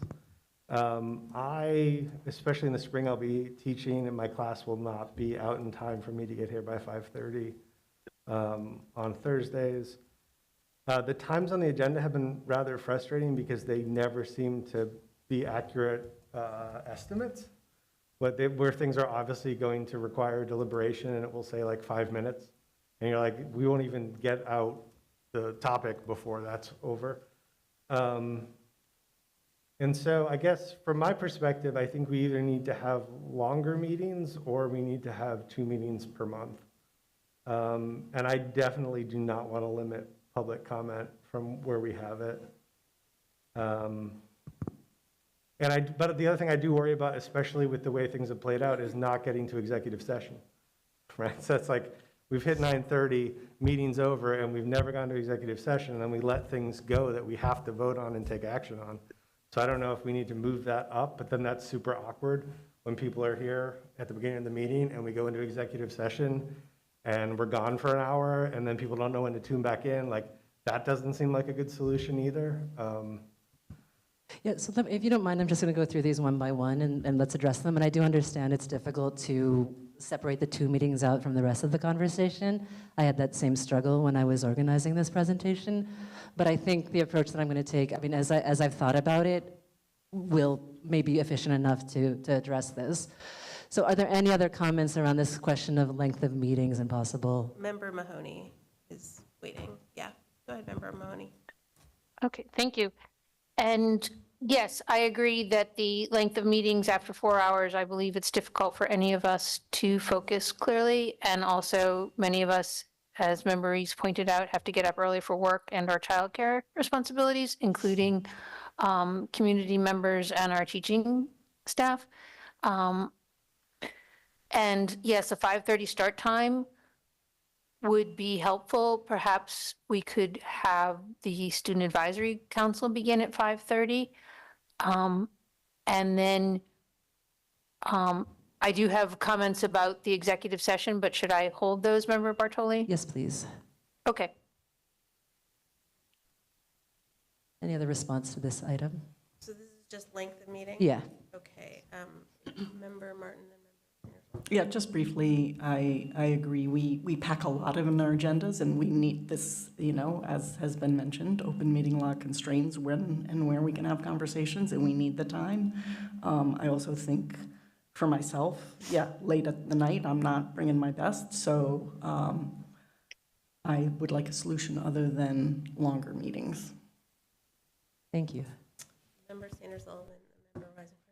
Yeah, you know, I ask around all the time when I meet people who are on school committees or anybody who has experience with these meetings, and people consistently say our meetings are 2.5, maybe 3 hours across the board. So I want to look at why us? Why are we doing this? What is it about our meetings that keeps us here into the wee hours of the morning? Because I agree, it's not good for anybody. It's not good for decision making. It's not good for the people that want to find information in real time.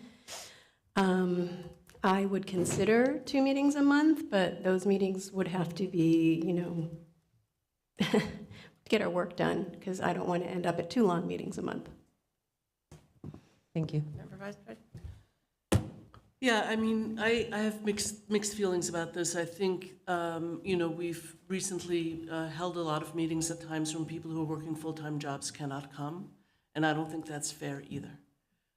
So I'm not in favor of a 5:30 start time. I think that's not going to be doable for people who are working full-time and taking on the responsibility of being a school committee member. I think we have a lot of work to do, and I think we have a lot of business.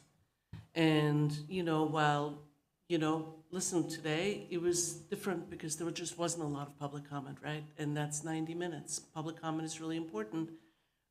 We need the time. The public needs the time. We need the time. Yes, we get tired. Yes, we have terrible chairs, right? Yes, our bodies hurt. I think that, though, that, and I think, you know, one can fix chairs, right? That's not a huge problem necessarily. But I think if we go to it, you know, we have a lot of meetings and then subcommittee meetings and liaison assignments. And, you know, I think that if we're going to go to a 2-meeting model, then we need to look at equity across the city. And, you know, our contract, right, what's expected of us was 1 meeting a month plus subcommittee assignments plus liaison activity. If we go to 2 meetings a month, then we're a little bit more on the city council schedule. Anyone who hasn't spoken on this topic? I will agree that I've been at lots of conferences, talked to lots of school committee members, and I've heard of no other committee that has meetings as long as our committee. So it would be great if we could figure out how to not make them so long. And I guess I'll talk about 2 meetings a month when we get there. Member Stein. Thank you. Yeah, I think we have a pretty good idea about why our meetings are so long, at least in my experience. And I just want to put some of those ideas out there for consideration. And one is that we have a pretty active community, and we've had to tackle a number of pretty difficult topics that have a lot of public concern, right? And require a lot of deliberation. The other thing is we've had a lot of crises, and we've had a lot of legal issues, and we've had a lot of investigations, and we've had a lot of everything, and that requires us to make a lot of decisions together, either publicly or in executive session. We've had to hire like 3 superintendents since I've been here. Like, there's just like, there's a lot of work when the district is in crisis, and there's a lot of difficulty when you're going through a pandemic. There's a lot of difficulty when you're going through all sorts of things that have been happening. So we have a pretty robust democratic community, and all that work gets caught here, and we do it. I do think there are things that could speed things up, right? I do appreciate having information, people reading it and coming prepared. Like, we had a great meeting yesterday. There was a ton of information that we got ahead of time. My colleagues read that information. We were ready to go. And we went through things very quickly without violating open meeting law, right? Because there was more communication from the superintendent. I think that's a helpful thing.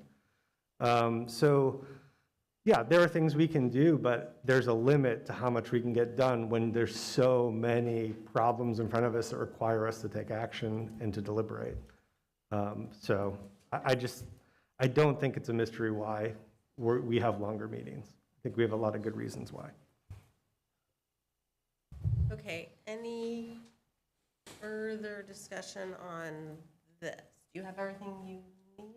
I do, thank you. Okay. Let's move on to the next item. So I've heard mixed response to a start time of 5:30, and so what I would like to do is to ask the mayor to invite in a very specific motion around a start time that folks would like or would not like to see, discuss it, and then vote on it. So I'm going to hand it back to you.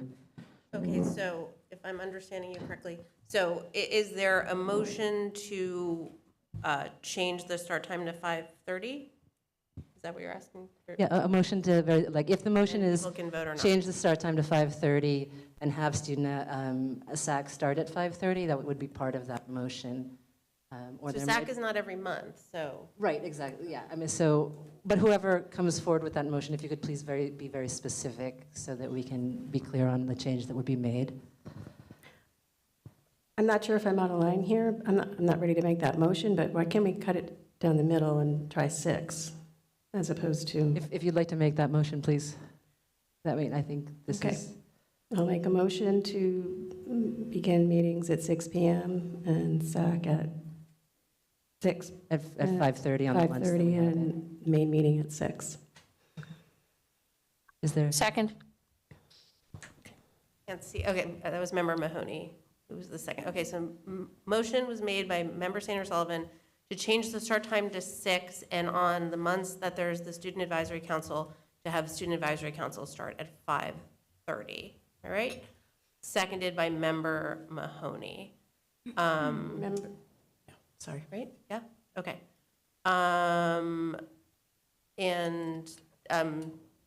Did the motion maker, do you want to speak to that decision, or self-explanatory?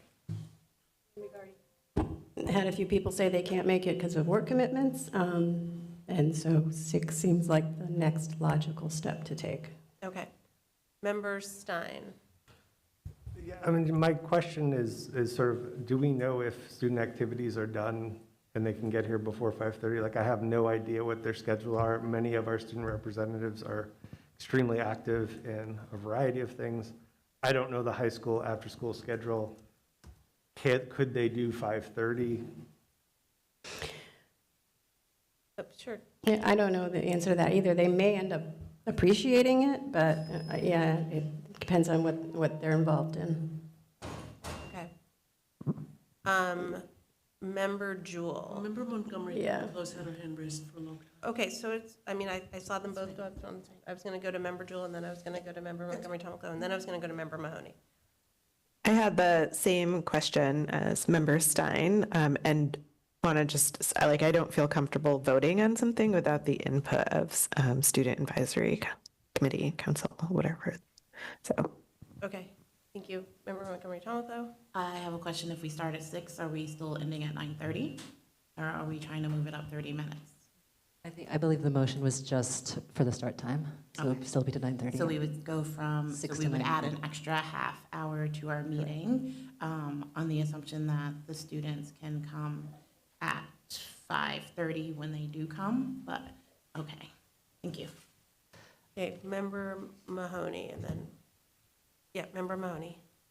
I would just raise the point that some of our subcommittee meetings do begin at 5, and it is difficult to understand a high schooler's schedule at any time. You know, basketball practice can start at 7 p.m., play practice starts at 7 p.m.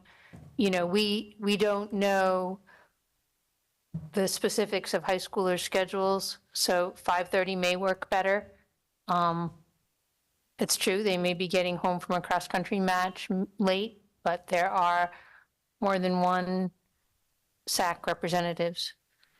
So, thank you. Okay, thanks. It's true, during the musical, I think there have been times when rehearsal has been at the same time as our normal meeting time, and it's been hard. So maybe earlier would be better. I'm sorry, Member Bartley, was your hand raised? My hand was raised, and I just wanted to, I think if there's the option of going forward with a vote of this motion, or perhaps the option of tabling it to next month, and I want to just put those out there as things for the committee to consider on this particular topic. Okay. Okay, anyone who hasn't spoken? Member Stein. I mean, I think what's really difficult here is and I don't think there's any good way to order this. I think it's one big conversation, but like, if we decide later to go to 2 meetings per month, it might really change how people feel about the start time or end time of those 2 meetings, or how they're structured. So I don't know, it just feels difficult to have this conversation as we're gonna take a motion on this one thing, then we're gonna go to the next thing. It's a conversation about like, how often are we gonna meet? How much time can we dedicate? When's it gonna start? And it seems like the 2 meetings per month decision would drive a lot of these other decisions. But, so like, I may want to vote for this current motion thinking that we're only going to still have 1 meeting. And I might want to offer an amendment to this motion that extends it or does something else with the time. But unless I know we're going to meet twice a month, because then I'm not going to make that amendment, or I'll vote a different way. So I just don't know how to operate in the way that we're sort of going. I think that, oh, sorry. Okay, go ahead, Member Bartoli. I think that's really valuable feedback, and may impact how I vote, but then ultimately, because there will be the opportunity for people to share their specific thoughts on a contingency meeting, I could take that into account when I prepare something for next month. This is really the first, an attempt to be change some rules and be a first check-in around that issue. And I apologize, it's a little messy. I've had a hard time figuring out how to think about this. Okay. Okay, I'm going to go to Member Reese. So I think it's fair to think about tabling this before we can talk to SAC. And I think Member Mahoney makes a great point. Schedules are all over the place, and there's many more than one of them. So I think it could probably work out or not work out either way, but I would love to get their feedback on this before deciding it. But I do think 6 is a great goal. But I guess I would want their feedback first. Okay. Member Montgomery-Hamilton? So based on what you said, Member Bartoli, if we vote for 6 tonight, that doesn't mean the next meeting will start at 6. You're going to take all of these recommendations back and come up with a plan. No, I had originally, a vote would mean that we change the meeting time to 6. Okay. That had been my original intention, but I hear Member Stein's concern, and I think it's really valid, and that will impact my vote. Okay, I'm going to go to Member Mahoney, and then let's move to trying to resolve this part. Go ahead, Member Mahoney.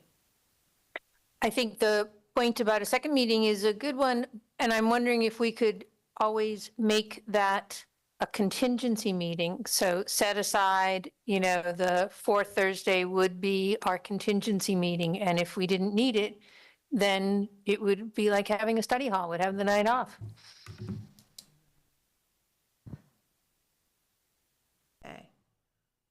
Okay, so how do we want to proceed? Do we want to vote on the motion on the floor, or do we want to withdraw the motion? You can postpone to a date certain, or withdraw are really I'd say the best options. Or just vote. But let's do something. So are you asking the person who made the motion what he wants to do? Okay. Yeah. Well, I mean, if you don't want to, if you want us to just vote, we can. I would love to vote. Okay, great. I think it's respectful. And I would don't know to do it. Okay. But I don't know if it's practical. So then is that a tabling it? Is that the other option that You would want to postpone. Tabling it sort of kills it. Okay, so postponing it would be. Sure. So you want to? I'll amend my motion, and is everyone in agreement on amending this motion? I think if we all agree, no one's opposed to amending this. No. Okay, go ahead. So I'll amend it to wait until our next meeting to consider a start time of 6 p.m. Okay. So that is now the motion to check in with Student Advisory Council and have this on the next agenda. Yeah? Second. Okay. Roll call, please. Did anybody second that? I did. Well, it had been seconded. But it didn't need it, I guess. Yeah. Got it. Okay. Member Stein? Yes. Member Martin? Yes. Member Mahoney? Yes. Member Reese? Yes. Member Jewell? Yes. Member Saina Sullivan? Yes. Mayor Chiara? Yes. Member Bartley? Yes. Member Weisenfreund? Yes. And Member Montgomery Tamako? Yes. Okay, Okay? great. Okay, so back to this PowerPoint. There'd been a motion passes, sorry, Mr. Morgan. I want to get through this. Times on the agenda. We've been asked to put times on the agenda. We have started that practice. I recognize that it's only in this meeting and on our July 29th meeting that I feel we've really effectively stuck to those times. I think what I'd like agenda setting as a committee to do is figure out a process by which we're keeping track and able to hold the times to more or less to where they are. And I think that's something for us to work on. I'm going to move, if anyone has any thoughts or input on this that they'd like to share quickly, Mayor Chiara, if you would like to take those questions or comments. I don't see any. Okay, great. So take procedural votes early in the agenda. This is something that, again, came out of Tracy Novick's poll of the committee, and I'd like to open this up for the committee to share their thoughts on this particular item and how it could or could not be better addressed. We did make a change to the agenda this month in that we put the reports before new business, which is one of the attempts to work through these things a little bit more quickly. But if anyone would like to speak, I'm going to ask Mayor Chiara to call on them. Anyone have any thoughts? So on reordering the agenda? Taking procedural votes early in agenda. Okay, yeah, Member Sanders. Is it fair to ask Superintendent Azarloza what her experience has been in meetings and what has worked? Yeah, absolutely. Would you care to weigh in on that? Yeah. Sure, thank you. So when we were meeting for agenda setting, I did notice that the reports were after new business, and typically the reports are at the beginning, right after you approve the minutes, and we did move that up. And so we did make that change, and actually we noticed that it was actually part of our policy to have those reports at the beginning following the approval of the minutes. So I would say keep those, especially because in my reports to the superintendent, I may be calling on voices from the field, whether it be caregivers or our educators to be part of those reports to the superintendent. It would be nice to keep it at the front end of the agenda so that they don't stay for the 3-hour meeting. But I have no opinion as in terms of the procedural votes. Okay. Member Stein. Yeah, I'm just wondering if you could explain more about which items on the agenda would be procedural votes, right? So are we talking about everything in new business? Or are we talking about, like, because right now we have the recommended actions, that comes really early, reports and what's in that bucket of procedural votes? I'm going to open this up to the body because I'm simply looking from this PowerPoint and I'm not sure whose feedback this comment was based on. It wasn't mine. So that came from the March. That came from the March retreat when our field director asked us to submit changes that we'd like to see to the rules. Okay. Anyone want to own that? Can tell you what AI says. Yikes. It's a starting point. So, Member Martin? I don't remember saying that, but I do, I mean, I think agenda setting is an art, and, you know, I'm looking at our agenda tonight. In general, I think, you know, it sounds like we're a little constrained in the order, as you were mentioning, like some things have to come in some order per our rules. We have a policy that could be amended. Okay, so, you know, in general, doing things that, you know, are of great concern to our community and need more time and consideration, I would ask that those are earlier in the evening when we're fresher, when it's easier for the public to participate potentially and hear as well. That's my only thought.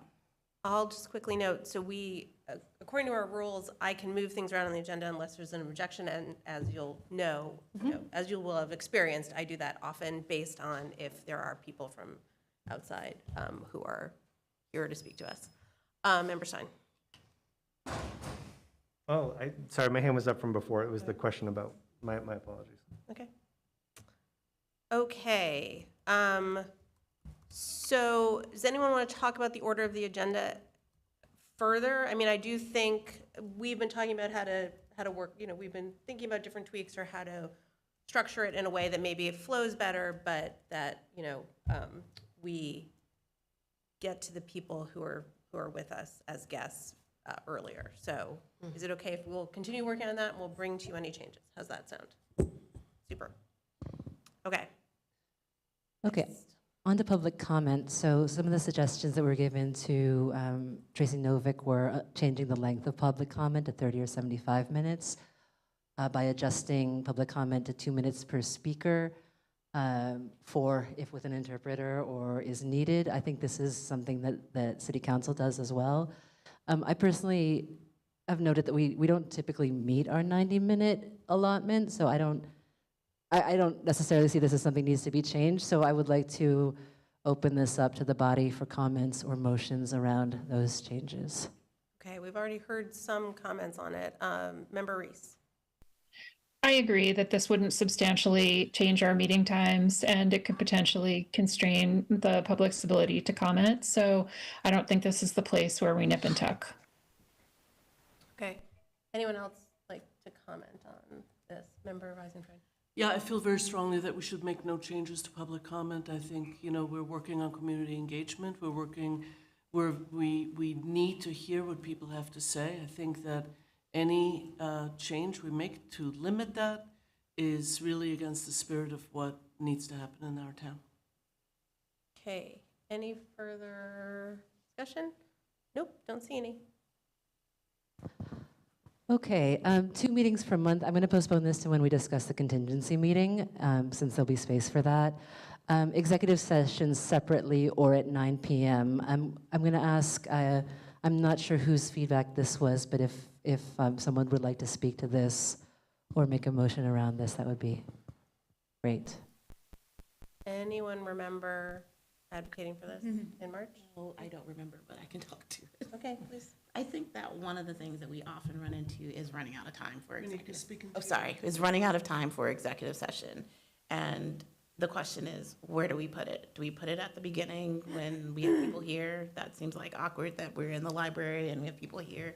Do we take a break? Even if we take a break at 9, we still have people here and we have to go into the library. Or do we dedicate like a specific, like 1 hour a month? This is our executive session, go through everything. I don't know, but I think that like that is often the thing that gets the least attention from us, based on timing and just where we are in our schedule and where our brains are at the time. And so I think that whatever we decide, we need to change how we do executive session, because I don't really think we're doing it justice. We're especially not doing it justice when we have Layla waiting until like 11:30, or we have somebody else who needs to come who's waiting until that time. But it's one of those things that like, I think it's going to roll into probably the 2 meetings per month. I think that would, whatever that looks like, that would probably be our best way to deal with it. I will agree that it's not ideal to keep attorneys waiting until like midnight. Costly. Yes, Member Sanders. So if we dedicated, a 1 hour meeting on just 2 executive session issues that would be virtual, and I kind of like that idea. Me too. No. Member Mahoney. Yes, I would like to echo what Member Montgomery Tomoko said and Member Sanders Sullivan, and that if we had a dedicated executive session as our 4th Thursday, and then if we had any unfinished business, we could add that, but we could start, the executive session on the 4th Thursday to accomplish that. Thank you. Member Stein? Yeah, I mean, the other thing to consider, and I know it's so hard because we don't know if we're going to do the 2 meetings, like to Member Mahoney's point, but if we did have more meetings, we could have shorter executive sessions, and you can act on things with more timeliness in that case. So it could reduce the amount of executive session time at any one meeting, but would allow us to sort of be a little bit more flexible. If we know we're going to meet in 2 weeks, we can, if you postpone this, it's not such a big deal, but if you still pass that, it's great. I'm just trying to think through the implications. So I don't even know if we went to 2 meetings, if I'd want to leave it at just 1 meeting has executive session. You could have it at both. I don't know if we want to start with executive session so people know to show up a little later. We're starting with executive session. I mean, I don't know. I would guess that even if we had one set aside that was just for executive session, we would end up tacking on agenda items to it, undoubtedly. Okay. Member Reese. So I think that this is sort of what I'm hearing and thinking, is that if we just always have that second contingency meeting, we could either use it just for executive session or for executive session and the carryover. And I think that would make a lot of sense. And then it's predictable too. Okay. I was waiting until we got to 2 meetings per month, but it all seems to be this discussion. So I'm just gonna.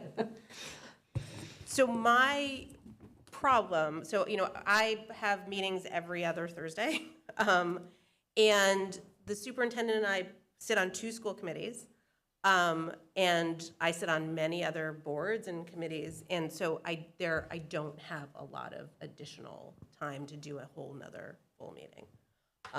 And since people know that the last Thursday of the month is the only Thursday that I have free, often that gets filled with other things as well. So it will be hard. It will be hard for me to build in a standing additional second evening meeting because I have a lot of other evening meetings as well. Yes, Member Sanders. I can appreciate that. I'm just making sure, does that also include a dedicated executive session? I mean, a meeting's a meeting. A meeting's a meeting. I understand the need. It's just that is a real, that's a challenge. Yes, Member Fenn. Yeah, I think, we're taking a lot of time right now to talk really about what would make it more comfortable for us to do our jobs, right? And I think that, as Member Stein has pointed out, we've been through a period of a lot of crisis. We're still in crisis. We haven't resolved it. There's still investigations and so forth. And I think the reality is that this takes a lot of time. And I know that having a long meeting is very hard, but I think we have a lot of meetings with the subcommittees and with liaison meetings and with our work. And when we were elected to join, that was kind of the deal. You have one meeting a month, and then you have subcommittee meetings, then you have other meetings. And that was the framework that was outlined. And so I have a little bit of trouble with this, right? I also, I'm very busy, and I would rather sit here, and bring snacks and bring drinks and take breaks and figure out how to better do the agenda and have a longer meeting instead of having 2 meetings.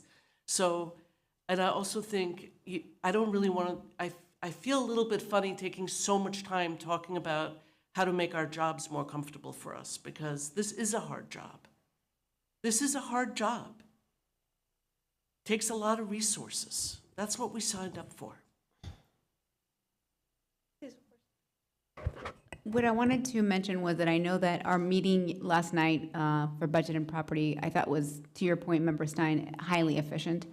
We had our curriculum meeting the week before, which was also highly efficient. I think the background and rationale is helping not only school committee members, but also our community to really know the context of the agenda items. And speaking with some people here tonight, the portions that we've gone through have been also very efficient. And so I'm wondering if moving forward, we may not only need one meeting and it might end at 9:30 because of the fact that we're becoming a bit more efficient with those. So it might be moot, is what I'm saying, for us to discuss this, but just my 2 cents. Yeah, I would agree. I feel like that's my hope, is that we are moving towards having less long meetings. Member Stein, is your hand up anew? Yes. Okay.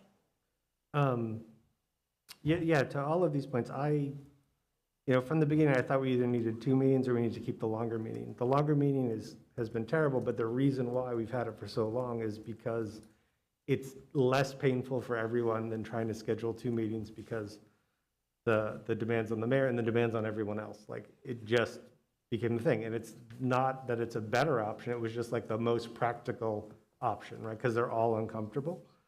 But even tonight, where we've moved through most of the agenda very quickly, it's 8:54.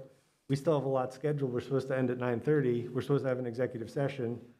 There's a whole other topic that's going to take up a lot of time. So like, we can only get so efficient, right? Because we can't talk about this stuff outside of open meeting. For certain things where you can get a brief and it's fine, but when we have to actually negotiate with one another or really air the situation to decide what to do, it's going to take time. And I would also prefer just to stick with the longer meeting, even though I have to get up and bring kids to school and go to work. But I don't know. Or we do the 2 meetings. But I think we're just going to keep going too late, stopping with a bunch of work left, either by law having to do it really quickly when no one can come, or have the second meeting. Like, I don't know what else we can do.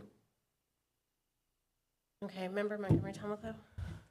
So I'm a fan of 2 meetings, but I also do want to point out the fact that what does it look like that we have 2 meetings scheduled for school committee? City council has 2 meetings, they get paid for 2 meetings, we get paid for 1. You have a body of 90% women and you're paying them for 1 meeting, but you're having 2 and you're doing the same amount of work. What kind of position does that put you in to put us in the city for equity and parity? And how does that look? Saying like, we're doing all this work, but you're still getting paid for 1 meeting. So like, that is like not a good look to me. And it's like, no one's in this for the money, of course not. But like, if you're gonna go 2 standing meetings and then you have one body that has 2 standing meetings and they have 1 pay scale, and then you have another one that has 2 standing meetings and they have another pay scale, that does not sound legal to me. I'm not sure it's a legal issue because those salaries are set by, or the stipends are salary stipends set by ordinance by the city council, but I take your point. Member Sanders-Sullivan. Yeah, I just want to stop for a minute and thank Member Bartoli for taking this on. This is important to many of us, and I don't want to just throw my hands up and say, we're just going to keep doing things the way we've been doing them. I do think that some of the changes that have been made with more information up front I know it's super helpful for me. And we'll see how things play out. We'll see if we can start at 6, maybe get an answer on that. It's hard for me to say this, but what I see as, when I talk about efficiency in meetings, the biggest thing I'm talking about is members being judicious with their words. I think that most of us are. We think before we raise our hand. And we try to say what we want to say in as concise a way as possible. And make sure it's adding something new or asking a new question. And I just want that to always be, it is always in the back of my head, and I would hope that all of us exercise that. Okay. Okay, so it sounds like we're not taking any, unless someone wants to make a motion, we're not taking a vote? Not on the executive session, which is where we are right now. Say again? The item that we were on was executive session, but it went a little bit off subject. Oh, got it. Yeah. Okay. The next one, or if any further comment? The next one being Is the Student SAC Advisory Council. Yeah, Student Advisory Council. And sorry, I do want to say my thoughts on executive session. I do like the idea of doing executive session separately and giving it a little bit more just presence, but that's just my opinion. The SAC meeting at or before, and I think specifically this was having a SAC meeting and then having a student representative report felt redundant to some members, if I'm not mistaken. So same thing, I just want to open this up for conversation and get some feedback on this one. Anyone have thoughts? Can you clarify? My understanding was that some members felt that it was redundant to have a SAC meeting, and then on the meetings that we have SAC meetings, to have SAC meetings and then have a student representative report in that same meeting. And I think that's what the concern that is being addressed in this item. If anyone wants to speak to that, I think now's the time to do so. Could we just clarify what our rhythm is for the SAC, meeting and then the SAC report for folks who don't know? And frankly, that includes me at this point. So every other month, we start a half an hour early, and the Student Advisory Council gives a report. And every month we have up pretty far up on the agenda. We've now moved it before public comment so that they can go do other things. The students can go do other things.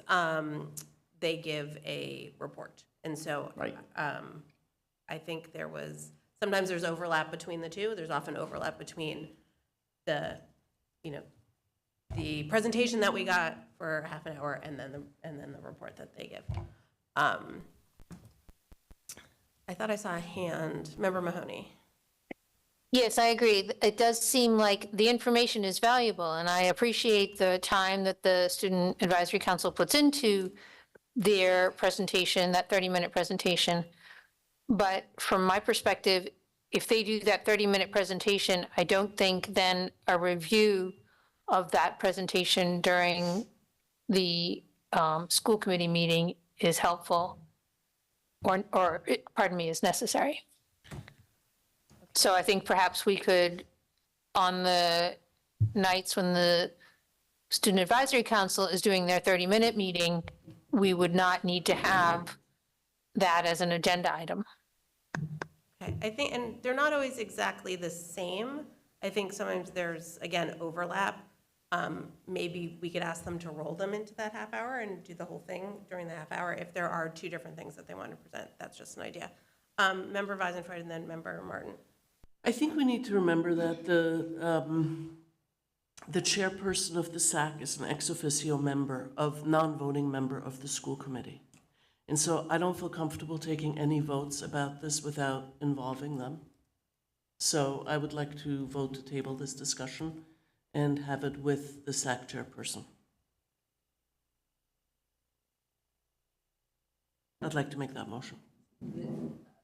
To clarify, you're making a motion to table the discussion of the SAC meeting and its timing? Correct. I think Postpone it until we can have, I think we don't treat the chairperson of the SAC as a member of the school committee, but they are by law an ex officio non-voting member of the school committee. And I mean, that's a whole other thing that we had talked about. I think they should be invited to attend meetings as a non-voting member. But I think that we should not be voting on anything having to do with the structure of what they're going to be talking about without consulting with the chairperson of the SAC. Second. Okay, motion's made by Member Weisenfried, seconded by Member Stein. Member Reese. I guess I'm confused because didn't we already agree to do that? That was with regard to 5:30 or 6 p.m. start time, member Reese? And so this is, This is very specifically whether we were the possibility of eliminating redundancy in student presentations. got it, okay. Oh, yes, sorry, Member Murray. Yeah, could we roll those two things together, whether it's with the chair or the whole SAC? I'd actually be frankly interested in what they all think about how they can most effectively participate here in terms of timing and in terms of the structure that we currently have. Maybe they would have other ideas altogether about how to do that, but I would really like to hear that from them. So I don't entirely remember the motion wording, but To table would it it make? until we can talk to the chairperson. Postpone it, not to table it, because that would kill Postpone it. So to postpone it, and is it to the first SAC meeting? When they would then be here? Yes. Yes, thank you. Okay, any further discussion? Roll call, please. Member Jewell. Yes. Member Saina Sullivan. Yes. Mayor Shara. Yes. Member Bartley. Yes. Member Weisenfreund. Yes. Member Montgomery Tamaclow. Yes. Member Stein.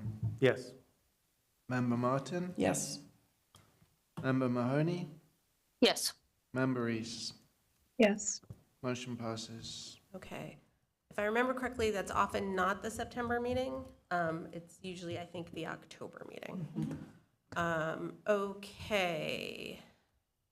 The next item is equal speaking time of members, and I'm going to open that up for discussion and the possibility of a motion. Could you explain? Again, I didn't, this is not one of my, This is a note from. this is a note, so, whoever had this concern, I'm going to invite in Okay. further thoughts and commentary. Member Stein. Yeah, just sort of succinctly on this, I'm concerned with the idea of equal speaking time because depending on various points, certain members have more to say than others. They might have more knowledge, they might have more perspective or feel more strongly about it. Even tonight, if we look at these, different people spoke multiple times, and we're a small enough body where we don't need to impose that.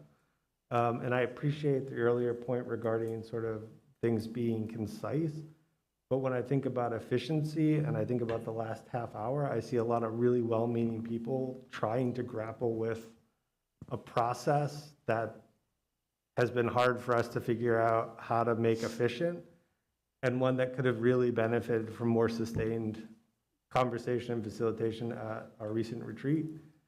So I don't know why, I don't think our problem is that people are speaking too much. I don't see evidence of that in our deliberations, and I see a lot of downside to saying everyone has to equally speak. Are we gonna force each other to speak when we don't want to? Like, I don't know what that even means. Can I have a point of privilege? Is there anything to do about the temperature in here? It's super hot. I think we tried. I texted and I have not heard back. I wonder if Thank it's you a for summertime texting. thing, everything just, you know. That's bad. Yeah, Okay. sorry. Okay, on this topic, any further discussion? Anyone else want to share thoughts? No? Okay. Okay, and then the last topic is adjourn at 9:30, which is, and I think very specific, adjourn at 9:30 or 10 or 11. I think this was, again, not one that I proposed, so if someone would like to speak to specifically what this item is about, I'm going to invite that and invite the mayor to. Sure. I mean, I could speak, it had been 11. If you don't make it to 11, you adjourn when you're done, or you suspend rules after 11. I think we spend a lot of time taking votes on suspending rules. That just makes the meeting longer.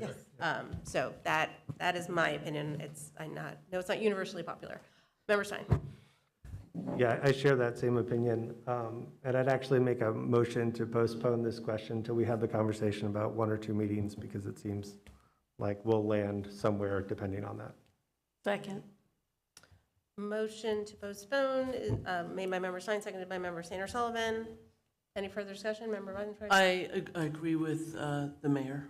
I have the same perspective. I think we should go till 11 o'clock, and I think we should try our new processes for efficiencies, and hopefully end by 11 or before, and not have need for a second meeting, and then have executive session separately. That's how I would prefer to proceed, but I will vote yes for this. To postpone. To postpone. Okay. Any further discussion to the motion? Okay, roll call, please. Member Sanders Sullivan? Yes. Mayor Chiara? Yes. Member Bartley? Yes. Member Weisenfreund? Yes. Member Montgomery Tamaclo? Yes. Member Stein? Yes. Member Martin? Yes. Member Mahoney? Yes. Member Reese? Yes. And Member Jewell. Yes. Okay, motion passes. Okay. Great. So what I think, thank you all for that. I think what I'm going to do now is move this around. So there were 2 very specific sections in the rules of procedure that needed to be addressed. But I want to jump ahead to a conversation now about a contingency meeting specifically focused on 2 meetings. And to keep the conversation short, what I've asked Mayor Chiara to do is just through the roll call, go through member by member. And the question I'm going to pose to you, having already gotten a lot of feedback out on the floor, the question I'm going to pose to you, and then I will take these answers and try to integrate them into a couple different plans that we can vote on next month, are, if you had your way, what would our meeting schedule look like? If you had your way, what would our meeting schedule look like? Before I put it out to people, so that means like start time, end time, length of time? I'm going to let you decide Number that. of times? Each individual share. Okay, everyone Yeah. can free associate their feelings. with Exactly, yeah. that. Got it. Okay. I'm gonna, may I borrow this for a moment? I'll start with myself. I think I've been pretty clear. So 2 meetings is very hard for me. Start time, I'm flexible, as this is my full-time job. So that, whatever works for other people is fine by me. End time I just spoke about, and I think I have covered it. Member Bartoli. Thank you, Mayor Chiara. I would like to see 2 meetings that end no later than 10 p.m. Or I would like to, if I had my way, we'd have 1 meeting and we would be done at 10 p.m. and that would be it.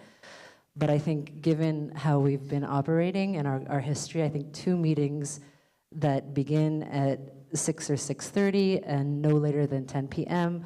In the first, we're addressing the majority of our business, of the business that's in our agenda, and then the second meeting is set aside for executive session, approval of minutes, and the carryover of business from the first meeting. That's how I would like to see it.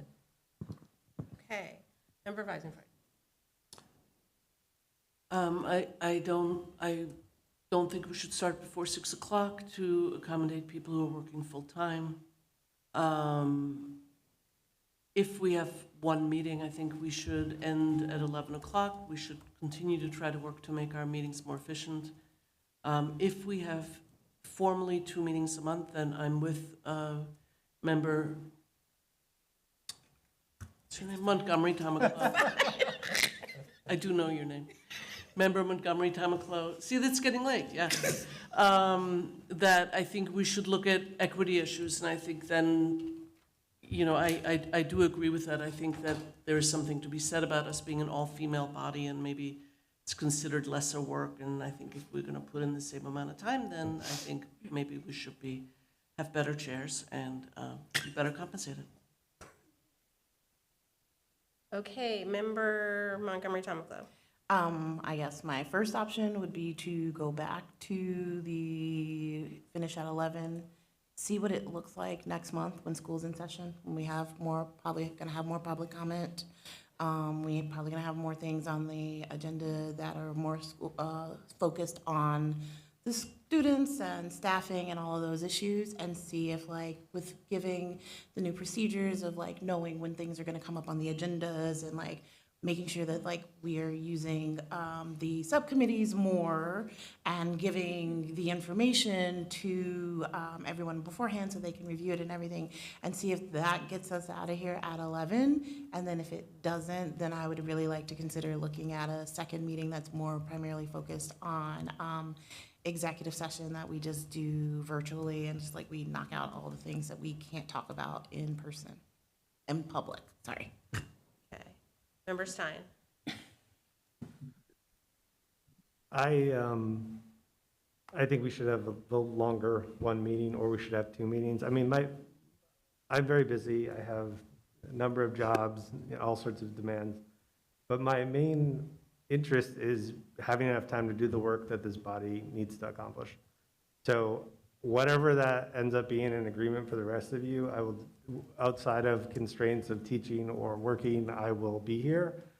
But we need time. So whether it's two meetings or it's a long meeting, we need the time. And that's my ideal thing, is that we actually have the time to do the work we need to do. Okay, Member Martin? My preference would be, in order to respect people who have very long days, which I think is all of us, that we do something like 6 to 10, and that we have a second meeting for executive session and any overflow. Okay. Member Mahoney? Thank you. I think it's important to remember that a full-time job is not 9 to 5. You know, there's hospital staff that work 7 to 3. Our teachers, the elementary teachers, work full-time, but their job ends at 2:10. I don't think any one of us is any busier than any of the others based on our family, volunteer, or work commitments. I would propose that we have a 6 o'clock start time with the 5:30 monthly Student Advisory Council time, and a hard stop at 10 o'clock, and a virtual executive session monthly.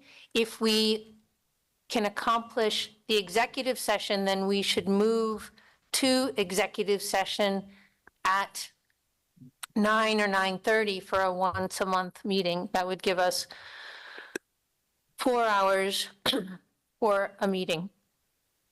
Thank you. Okay, thank you. Member Reese? Member Mahoney just said exactly what I wanted to say, but better. So just ditto. Okay. Member Jewell? So I don't really have many opinions on this. I'm starting a new job. I don't know what that schedule looks like. I don't think that my comfort is more important than anybody else's. And I'm, as you can see, I'm meeting virtually, so I'm sitting in my own house. I think going late into the night is really hard, and I don't like that we keep our lawyer waiting and waiting. So kind of similar to what Member Stein said, like whatever's going to get the job done, I'll figure it out and get myself to the meetings as I've done. I also want to kind of put it out there too that some of us are on 2 subcommittees and or ad hoc committees and doing some other work and things too that other members aren't doing. So, time and equity is a lot, and how can we kind of share the work and make it more fair for everyone? And I don't have the solutions for that, but this is the work that we signed up for. Okay, and Member Sanders-Sullivan? Yeah, the last few speakers echoed what I was going to say. In an ideal world, 6 to 10 with a separate virtual executive session. And I struggle with this idea of, when I ran for this and got elected, I knew it was going to be hard work. And just because I don't want to be here at 11 or 12 or 1 in the morning doesn't mean that I want to work any less hard than anyone else. It just means that I want to feel good the next morning for all the other things I need to do. And I don't think that that's asking too much, and I really have asked around. Northampton is special. It's special because it's Northampton for many reasons, but we're not special in that we need 6-hour meetings. I don't buy that. Okay, you have what you need? Thank you very much. This was really helpful. So what I'll do is I'm going to take all of the information that you shared and put together a couple of options for us to vote on next month. Moving on to the two items that are part of Section 14. So, Mr. Morgan, if you could bring up Section 1410 in the Rules of Procedure. So, when I was looking through the Rules of Procedure yesterday, or maybe it was the day before. Whenever I looked through them, I found this Section 14.10, which is in red. It's in the copy of the Rules of Procedure that our former clerk, Ms. Eckhoff, submitted on the last day of her tenure. And there's no record of a decision having been made to enter Section 14.10 into the Rules of Procedure. So checked in with Mr. Morgan, and I'm going to invite you to share what you discovered about Section 1410, and then I'm going to take a suggestion from there. Okay, so it turns out that it is in the minutes for the school committee retreat on the 30th of March. I was emailed by a couple of people about this, and initially I didn't find it because I was searching for Section 1410 in the document, but it turns out that it was brought up at the retreat, and in fact the next slide on the previous slideshow that we had was the page, and there is a paragraph within the minutes in which the committee wants to preserve the sentiments of the Section 15 slide within the Rules and Procedures minus a particular line which has been deleted. So in fact, the inclusion of this paragraph within the Rules and Procedure was voted on and approved, but it shouldn't be in Section 14. It should be somewhere in Section 15. Am I correct that this is essentially a massive Scrivener's error? Hold on, I'm trying to pull up. So you're saying it should be Just in the wrong place. Section 15, which is meeting procedures. Yes. And do we know what number? 15 point? That wasn't specified. Yeah. Okay, all right. And I believe that this came up in our May 14th meeting, what had happened to the edits for Section 15. And this appears to be where they landed. Okay. Member Weisenfried. Yeah, I'd like to ask whether previous minutes are available. I remember that we struggled a lot with these minutes because the meeting was not recorded. And the initial retreat minutes that we reviewed were very confusing. They did not include a vote on this, I believe. I remember Montgomery Tamaclo and I had to leave the retreat. And so this was voted on after we left. The initial minutes, as I recall them, did not read in the way that the final minutes read now. So I'm asking whether there are draft minutes that Cassie did that we can go back to. I do not recall ever seeing in the initial minutes and the minutes that were finally approved at the June meeting, because she had to go back and redo them, what is reflected in the final minutes now. Yeah, and I think my suggestion, rather than going back and going through the minutes, is might it be appropriate to take on a vote right now as to what we want to do with this, and then just solve that problem as opposed to having to go back. And Superintendent Azarloza, you might have some recommendations for us as well if you've been through things like this before. Well, I'm just wondering if we're able to track the previous version. So you can on Google Docs. It's not in the March version of it, because I looked at the March version. And I just want to say, Yeah. I asked Cassie for a draft because I asked her where are those minutes, and she said I'm just finishing up, here's the draft that I'm gonna send to the school committee. But when I go back to that email and I click on the draft, it goes to the final minutes the way they appear Okay. today. Okay. And not the draft that I received. I And the would- draft yeah. I received, I believe, did not look, and I believe what we voted on did not look like this. Well, if it's a Google Doc, you could look at past, different versions. Okay. Member Stein. I have the same recollection about the minutes that we looked at. This is also one of the problems with not recording things, so you can't reference them. And I also believe there was someone in attendance who was transcribing it, so there may be a transcription of the meeting that we could reference. But I would make a motion to refer this to Budget and Property to see if they can determine what evidence Rules and exists. I'm sorry, what did I say? Budget and Property? Yeah. See, it's getting late.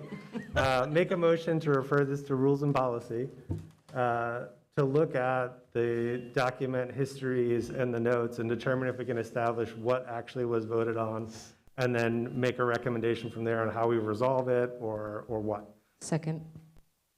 Okay, motion is made by Member Stein, seconded by Member Bartley. Any further discussion? Member Weisenfried, is your hand up for this? No, sorry. Okay. Roll call, please.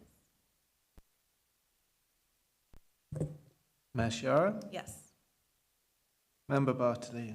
Yes. Member Weisenfreund? Yes. Member Montgomery Tamaclow? Yes. Member Stein? I'm unmuting myself. Yes. Member Martin? Yes. Member Mahoney? Yes. Member Reese? Yes. Member Jewell? Yep, sure, yeah. Member Saina Sullivan? Yes. Motion passes. Okay. We're going to need to suspend the rules. I can do the next item before I think. Oh, wait, there's one more, actually. Then I cannot. There's one more, and I'm going to ask Anthony to bring up the email with the rule in the event of a disruption that City Council uses on how to adjourn to Zoom. Can I do a point of information? I know this is super important, but haven't we gone way over the 30 minutes? That was a lot. We have, yes, and I did not note that. I did see it. I did see it when it happened. I didn't say anything. So we have gone over the 30 minutes. We could stop right now, or we could do this last item.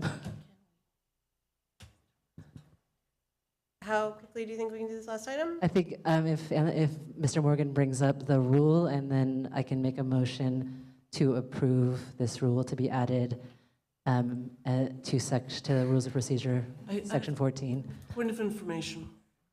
When I looked at our agenda today, it seemed like, and maybe it's the semicolon problem, but it seemed like what we were going to talk about is clarifying contingency meeting process.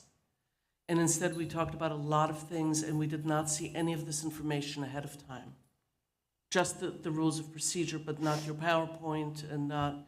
So I feel like we're really straying very widely about, we're talking about a lot of things that I feel like weren't represented on the agenda. It was the Section 14 slide in Tracy Novik's. Section 14 is meetings. Section 14 is meetings, and everything that we address is relevant to Right, meetings. but this last, but here, Section 14, Rules of Procedure. Is meetings, and we Right. went through point by point on. And so the clarifying contingency meeting process was in addition to that. Was in addition to that, where I And wanted now to what gather about feedback. This piece? Is this also part of? This is part of Section 14. Yeah, this is part of Section 14. Okay. And I hear that you did not have information in advance, and we'll rectify that in the future. But this is the suggested rule that City Council uses in the event of a disruption. Could you read it for me, please, Mr. Morgan? Sure. Section 14 dot question mark. The presiding officer may call for the recess of a hybrid meeting to be resumed as a remote-only meeting, where the presiding officer determines that a disruption, disturbance, or other interruption materially interferes with continuing the in-person portion of such a hybrid meeting. Prior to the recess, the presiding officer shall designate the time for the resumption of the meeting as remote only, giving adequate time for each councillor to log into the meeting remotely. if anyone wants to look, it's 4.10.2.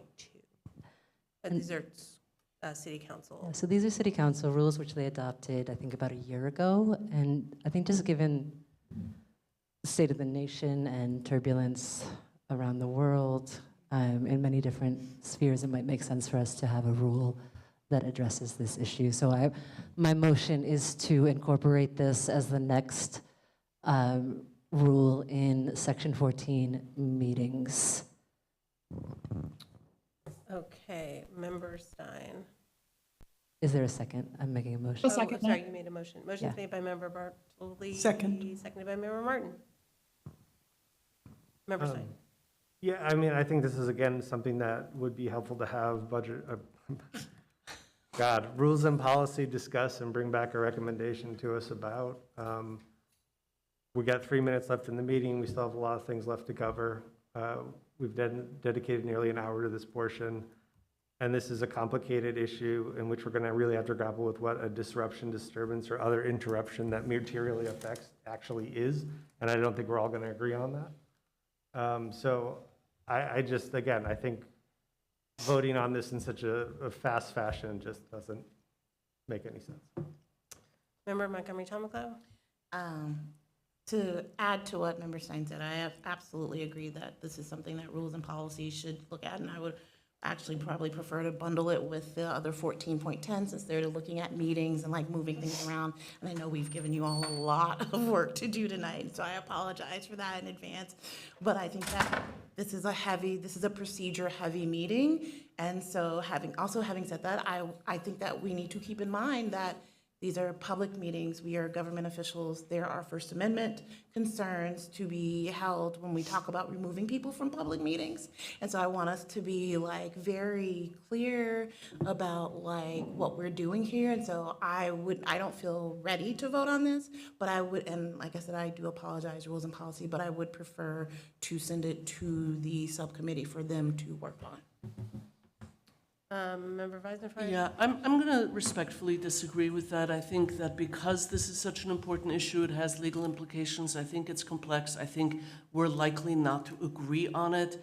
I really think that I don't want to spend a couple of subcommittee meetings coming with a recommendation about it just to have people say, well, we don't agree with you. So I would rather have a process where we all talk together, maybe with the attorney present if we need, and come to some kind of general consensus, and then rules and policy can finesse it a little bit, right? But I think that when something is controversial, you know, it's tempting just to clean off your slate, send it to the subcommittee. But I think when something is so controversial, it needs all our voices first.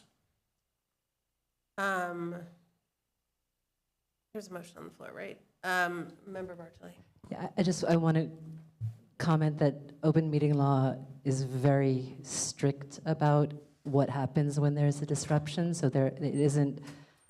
We have laws that govern disruptions. This is simply based on the policy, and the City Council has already done the work for us in creating a rule that we could simply take into our rules as well. Member Martin? I seconded just so that we could get to discussion on this. I don't quite know what I actually think. I think it's worthy of consideration in some way, and I'm hearing different ideas which sound all good to me in terms of how to do that.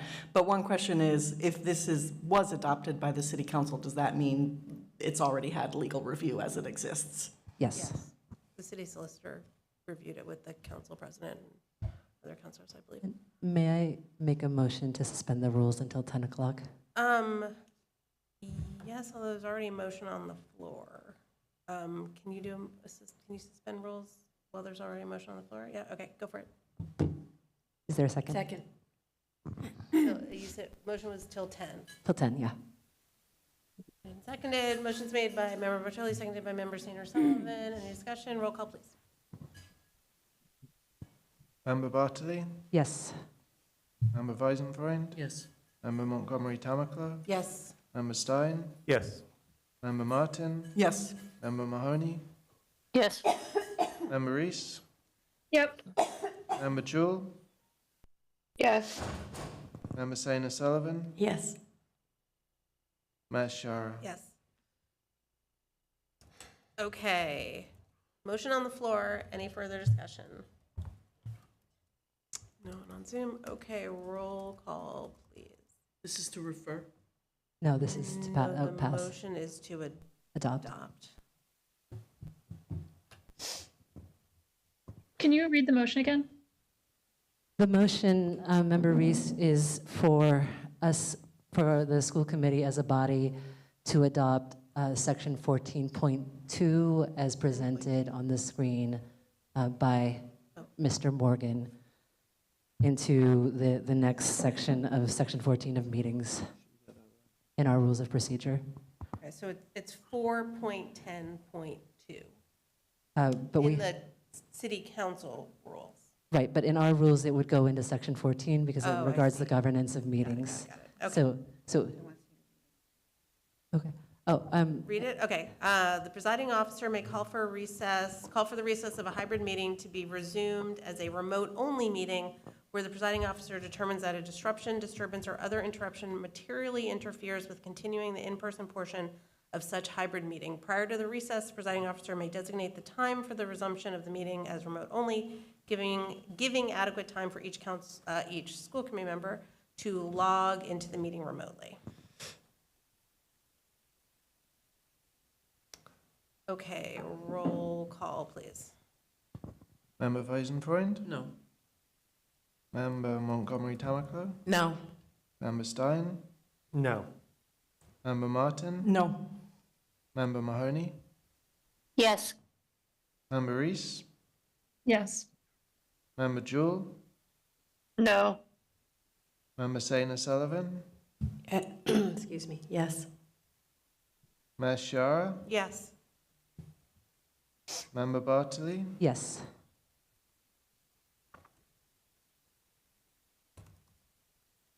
It's equal. It So then it passes. fails. Oh, it fails, yeah. Hold on, I just looked this up. The MOA passed incorrectly because it was equal.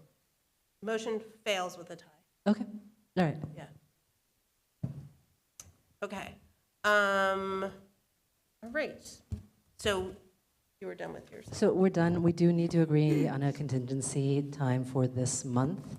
And I believe the time that the two of you are both available is next Monday, if I'm not mistaken. And the question is whether we can field a quorum for next Monday in the event that we don't finish all of our business tonight. Can we do that at the end of the meeting? And move on with business? I had included it here because I recognize that there are some members who might need to leave before we fall below a quorum. So I think it would make sense to choose that time now. Okay, what time on Monday?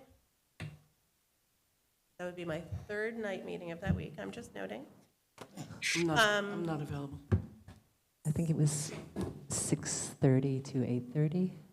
No. Not available. Okay, anyone else not available? I am not available. Okay, so that's 3, 4. Okay.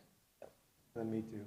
I can't make it. Oh, I was including members down. Oh, I didn't see so that. that's 4. Okay. Yeah, Okay, so that is we have 6. just a quorum. Okay.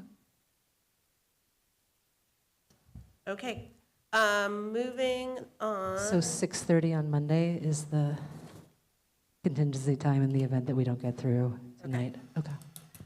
Thank you all for your participation on this very lengthy item. Okay, so we're on to item G, which is clarifying school committee voting process on NACE MOAs. This will be very quick. So a vote taken to ratify a memorandum of agreement or understanding, MOA, MOU, with NACE in executive session is the official vote. In open session, we are announcing the results of the executive session vote if an MOA or an MOU with NACE was approved in executive session. There is not a need for a vote to ratify it in open session. We are just announcing what the result was. So that is clarifying that question. Okay. Before we move on, Yeah, oh, sorry, yeah. do we need to have a clear policy around that so that this mistake is No, I not think avoided it's in the I future? think it's law. I don't think we need a policy. Right, thank you. Similarly, I don't care that it's a policy or not. Perhaps we could put that into our rules or something, just because there will be a new school committee someday, and it came up for us, it'll come up for other people. I don't know if we could have it recorded someplace for institutional memory. We certainly can put it somewhere. I mean, I think any attorney that we have would share that with us as well. But yeah, we could put it in the rules of procedure. I don't know how you all want to do that, but. Maybe we could I make that a new business item? Sure. For a future meeting? Good plan. Yes, thank you. Okay. You got that, Anthony? As a new item, okay. Discussion of the June 3rd school committee meeting, Member Stein. Thank you. I've got some prepared comments to hopefully streamline things to my colleague's earlier point. But before I do so, I want to just raise a few examples, because I think always that examples are helpful for people to think through conceptual or abstract arguments. And I just want to note, we just had a very long hour-plus section of our meeting in which we really did not observe Robert's Rules of Order at all. We had this sort of like co-facilitated, chaired discussion. We had members speaking without being recognized by the chair. We had many things that diverged from the rules. And that was actually fine, right? Because it made sense for how this facilitation, and it would have been like a real battle if someone said point of order, you haven't been recognized, et cetera. I just want to point this out because we often do not follow Robert's Rules of Order. We didn't even use them on Saturday. I think I was the only one that consistently raised my hand and waited to be recognized before speaking. So I want to keep in mind our actual practices, because it's relevant to what I'm about to share with you in a certain perspective, right? So on June 25th, I wrote to the chair, the vice chair, and the superintendent to request a special meeting to have, quote, a broad conversation regarding the June 3rd school committee meeting, including but not limited to Robert's Rules of Order, group dynamics, and members' thoughts on the meeting, end quote. Member Weisenfreund made the same request, and per our rules of procedure, when two or more members request a special meeting, the mayor responded that they would find a time in July when a quorum is available. Ultimately, the quorum time was that 1 p.m. meeting, and we couldn't make it, so the agenda item came till tonight.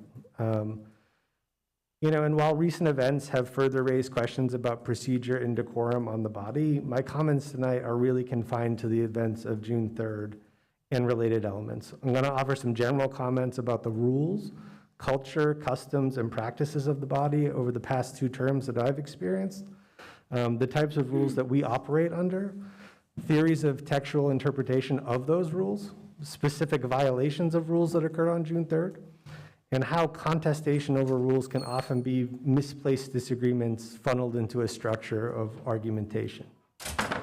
So the school committee operates under 4 interrelated and at times conflicting or ambiguous rule sets.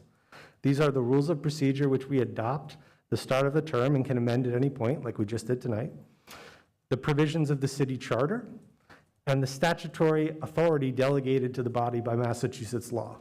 And lastly, Robert's Rules of Order.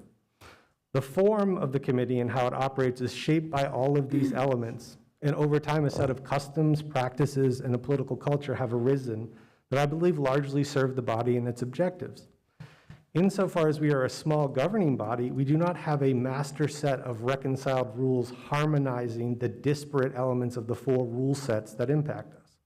We do explicitly attempt to harmonize the elements of the charter with our rules of procedure and practices, and when questions arise, we consult our attorney regarding Massachusetts law. We also try to harmonize our policies in the same way.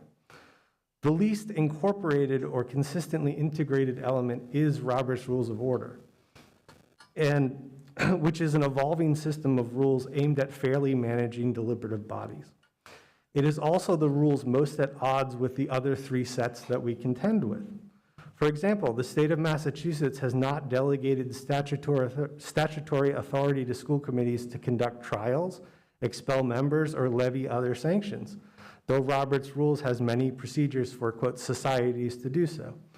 There are also many recommended provisions regarding executive session that would similarly run afoul of Massachusetts open meeting laws.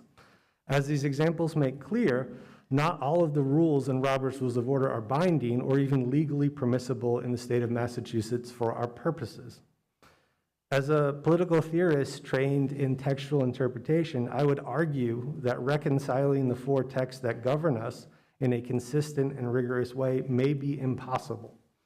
However, when we do try to ascertain their meaning, we need to have a theory of interpretation for how we evaluate them. For example, hermeneutics is one such theory of interpretation, and to put it simply, it holds that the meaning of the parts of a text can only be known by the whole, and the whole can only be known by the parts. This is what's called the hermeneutic circle, right? In other words, one has to read not only a section by its own, but in the larger context of the entire work to grasp the meanings, however incomplete or contradictory they may be. This is particularly important with Robert's Rules of Order, where depending which section you look at and all of the footnotes and sub-provisions, you may find things that completely diverge from one another, right? And you need to have an interpretive lens that can reconcile those divergences, right? Now, on the June 3rd meeting, Member Bartoli leaned into, and she announced this at the beginning, a stricter interpretation of Robert's Rules of Order, and in doing so, upheld some correctly, erred in applying some, and ignored others. For example, a member of the body accused those bringing the motion forward, the motion in question here was regarding opt-in, of, quote, acting in bad faith, which is a clear violation of 4321. These are all references to the 12th edition of the text, titled Refraining from Attacking a Member's Motives. The chair allowed members to address remarks to each other, a violation of 4322, titled Addressing All Remarks Through the Chair. Throughout the meeting, the chair offered their perspective on topics being deliberated in violation of 4329, rule against the chair's participation in debate. The chair repeatedly violated 4218, interruption of a member assigned the floor, failed to rule on a point of order, and recognized another member when a point of order had not been ruled on.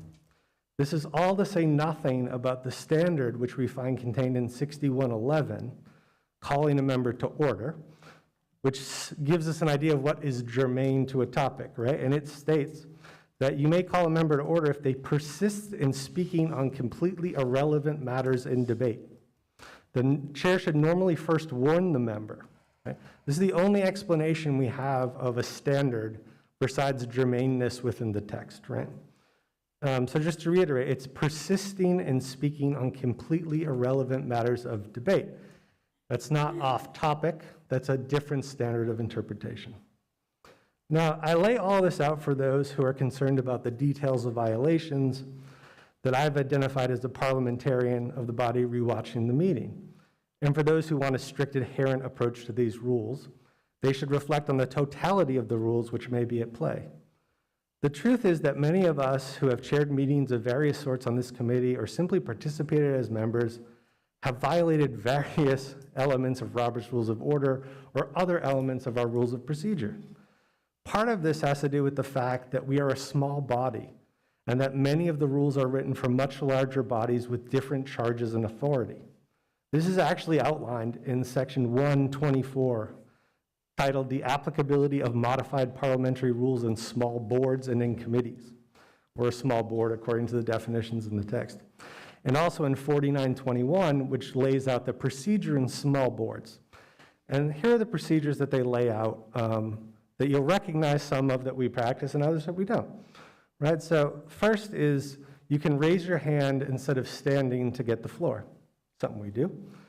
Motions need not to be seconded, okay? There's no limit to the number of times a member can speak. Informal discussion of a subject is permitted while no motion is pending. A vote can be taken with clarity alone instead of needing a motion, and the chair may speak in information discussions and in debate. Right? So you can see some of these procedures conform with our practices while others diverge. There's a contradiction and ambiguity, and all that any of us can do is our best at any time. Right? This is the grace that we owe each other. And I strongly urge my colleagues not to pursue a path of restricting debate or policing of members in ways feel like more like an exercise of power than aimed at facilitating deliberation. This is really a road to nowhere for us.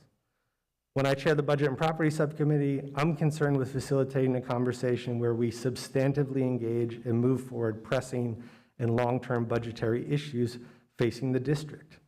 It's important to me that my colleagues, administrators, and guests have every opportunity to speak and be heard, and that it enriches our conversation.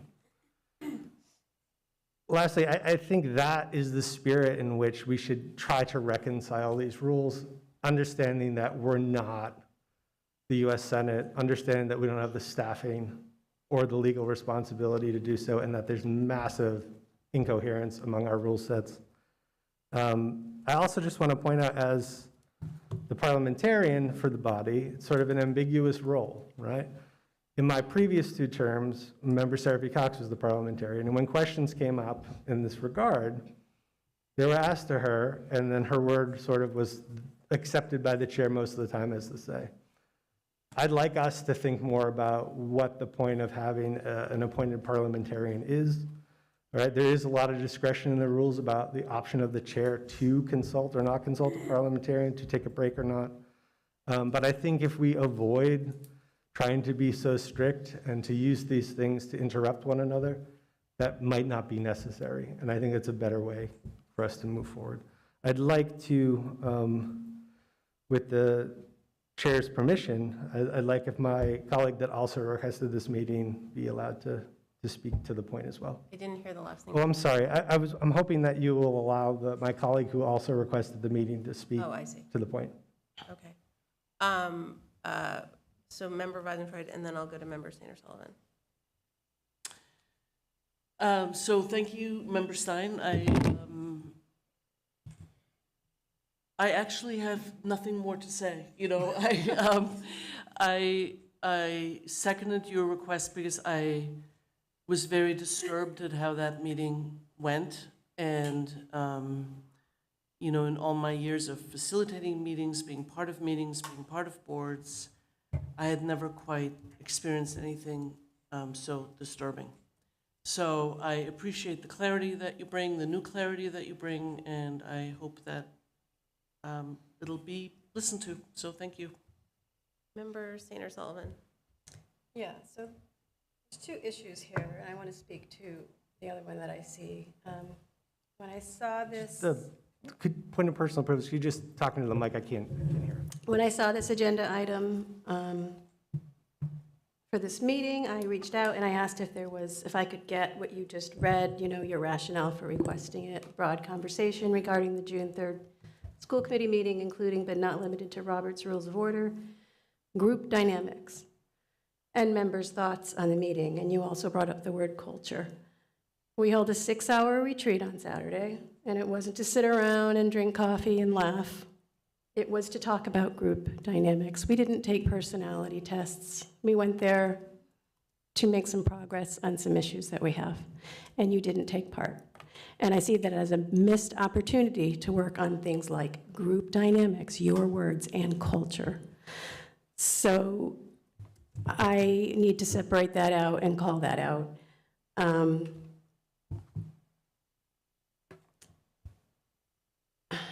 And now we're left discussing this agenda item tonight, our thoughts on a past meeting, instead of doing what I was elected to do, which is to center our students in what we do and say. And I do have to make one more point. I sat and listened to you, and I felt like I was being treated like a student in night class. That was a bit much. I think your last 2 sentences summed up what you took. I don't know how long to say, but yeah. Thank you.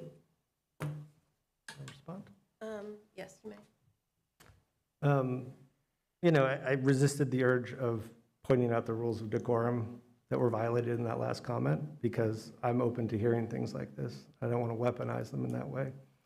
But this meeting was supposed to happen prior to the retreat, and it didn't. And we explained at the retreat why we did not feel comfortable doing that process. And the fact that that was expressed over and over again ahead of time, there was ample opportunity for the leadership of this body to come to us and say, how could we facilitate this in a way that you would participate? And that was never done. So to say to me, right, when I made it explicitly clear what I would need to participate, not actually wasn't even asked, or like what my issue was with the way that was going to be facilitated, by whom, and in what context, and to say, because you didn't do that, you're somehow, I can't take this seriously, or I don't even know what the implication was, right? It's like a sort of a gotcha type feeling, right, for me. Ignores the fact that like you don't get to determine how people are comfortable and how they're willing to participate in processes. And if you care about culture, you take the steps to make sure everyone in the group buys into what's going on and doesn't feel, right, like they can't participate if you really want it to be successful. So I'd sort of turn the mirror around. I'd turn it around and say, okay, why wasn't the work done, right? This is the second retreat. You would ignore my issue with the facilitator of the last retreat and battled on ahead, and then people complained I didn't go. If you don't want to hear my feedback, why do you want me at the table to build a culture? If you're telling me what I'm saying to you is not important and you don't care about my opinion, why am I feeling like I'm part of a group that you want me to come build something with, right? It's inauthentic at best and insulting at worst, frankly. Member Martin. Really just two things. One, I see on our agenda that we have something about a training on Robert's rules. That seems germane. I'd like to hear about that when we get there. Second,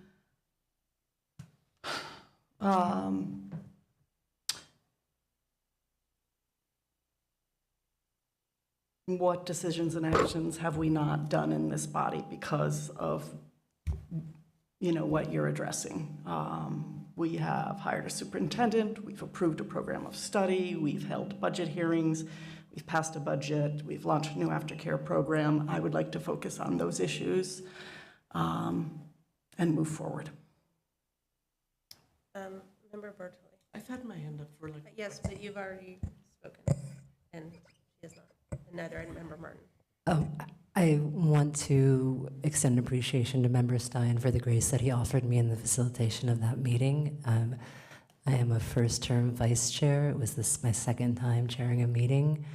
I only, when researching a Robert's Rules training, really came to, and through conversations with our attorney, came to an understanding of the competing legal spaces that we're operating in. And I really appreciate what you said around it may be impossible to reconcile the laws that govern us. You know, that said, I'm just going to leave it there. I think it's this offering of grace to all of us who are in, or the majority of us who are in new positions as we embark on this work together. That's really important. So I do want to acknowledge that. Thank you. Member Montgomery Tomaco. I'm not a fan of Robert's Rules for many, many reasons, and I've mentioned this in other bodies that I'm on, primarily because it is 2026 and we're adhering to a text that is 150 years old. We have moved forward in so many ways in our democracy and our society, and yet we're still using what I consider, frankly, antiquated ways to communicate. And so I appreciate having the flexibility to have difficult discussions and to participate or not participate. And since it was brought up, I do want to send a sincere thank you to Superintendent Azarloza, who completely accepted our not participation in that portion of the meeting, told us it was fine, and she would check in on us periodically, because like I think that embodies the spirit of what sometimes it feels like we are being bludgeoned over the head, is that like we all come to things in different ways. And her intention was to at least get us all in the same room. And so also, like, I don't know how many retreats you all have gone to, but pretty much every retreat I've been to, not all activities are mandatory. So like, I do want to say I appreciate that her modeling the acceptance that she requested all of us to give each other during that time. Member Weisenfeld. Yeah, I wanna second that.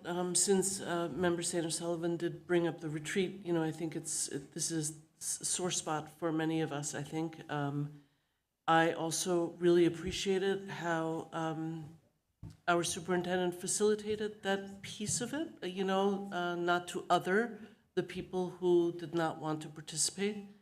And I also want to say that I appreciate Vice Chair Bartley tonight in being inclusive and really wanting to hear from everybody. And I think that I would like to offer that, I begged Member Bartley both times to include the body in planning a retreat, because a retreat is a sacred and special time for a body to be together. And, I was told, this is my job and I don't need to be collaborative. And I think that to be... I do want to raise a point please of don't order. interrupt me. No, point of order, because I think you're misrepresenting what I said. It's on tape. What? I did not say this is my job and I don't need to be collaborative. No, you didn't say that Point of exactly. order, that's not a point of order. Okay, point of order, I feel my words are being misrepresented. Okay, let me rephrase. If you go back to the recording of the meeting before the retreat, I asked Member Bartley to be inclusive and let us contribute in planning the retreat. And Member Bartley said something like, it is my prerogative as vice chair to plan it. It is not a place where I need to collaborate with others. Something along those lines, and we can pull up the recording. So I think that, right, I don't know if any of you here, Member Sanders Sullivan, Member Martin, anybody online, heard me plead for inclusivity and collaboration. I don't know if you did, right? And I don't know if you heard the response. But I think that for most folks, if they hear something like that, right, and they experience such a request repeatedly, right, and also Member Stein brought up, he said, please don't use that facilitator, gave other suggestions, steamrolled over that.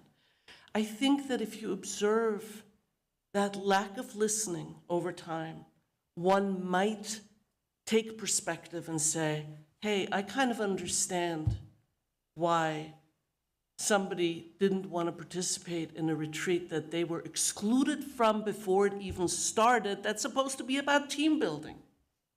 So I do feel like I need to say that.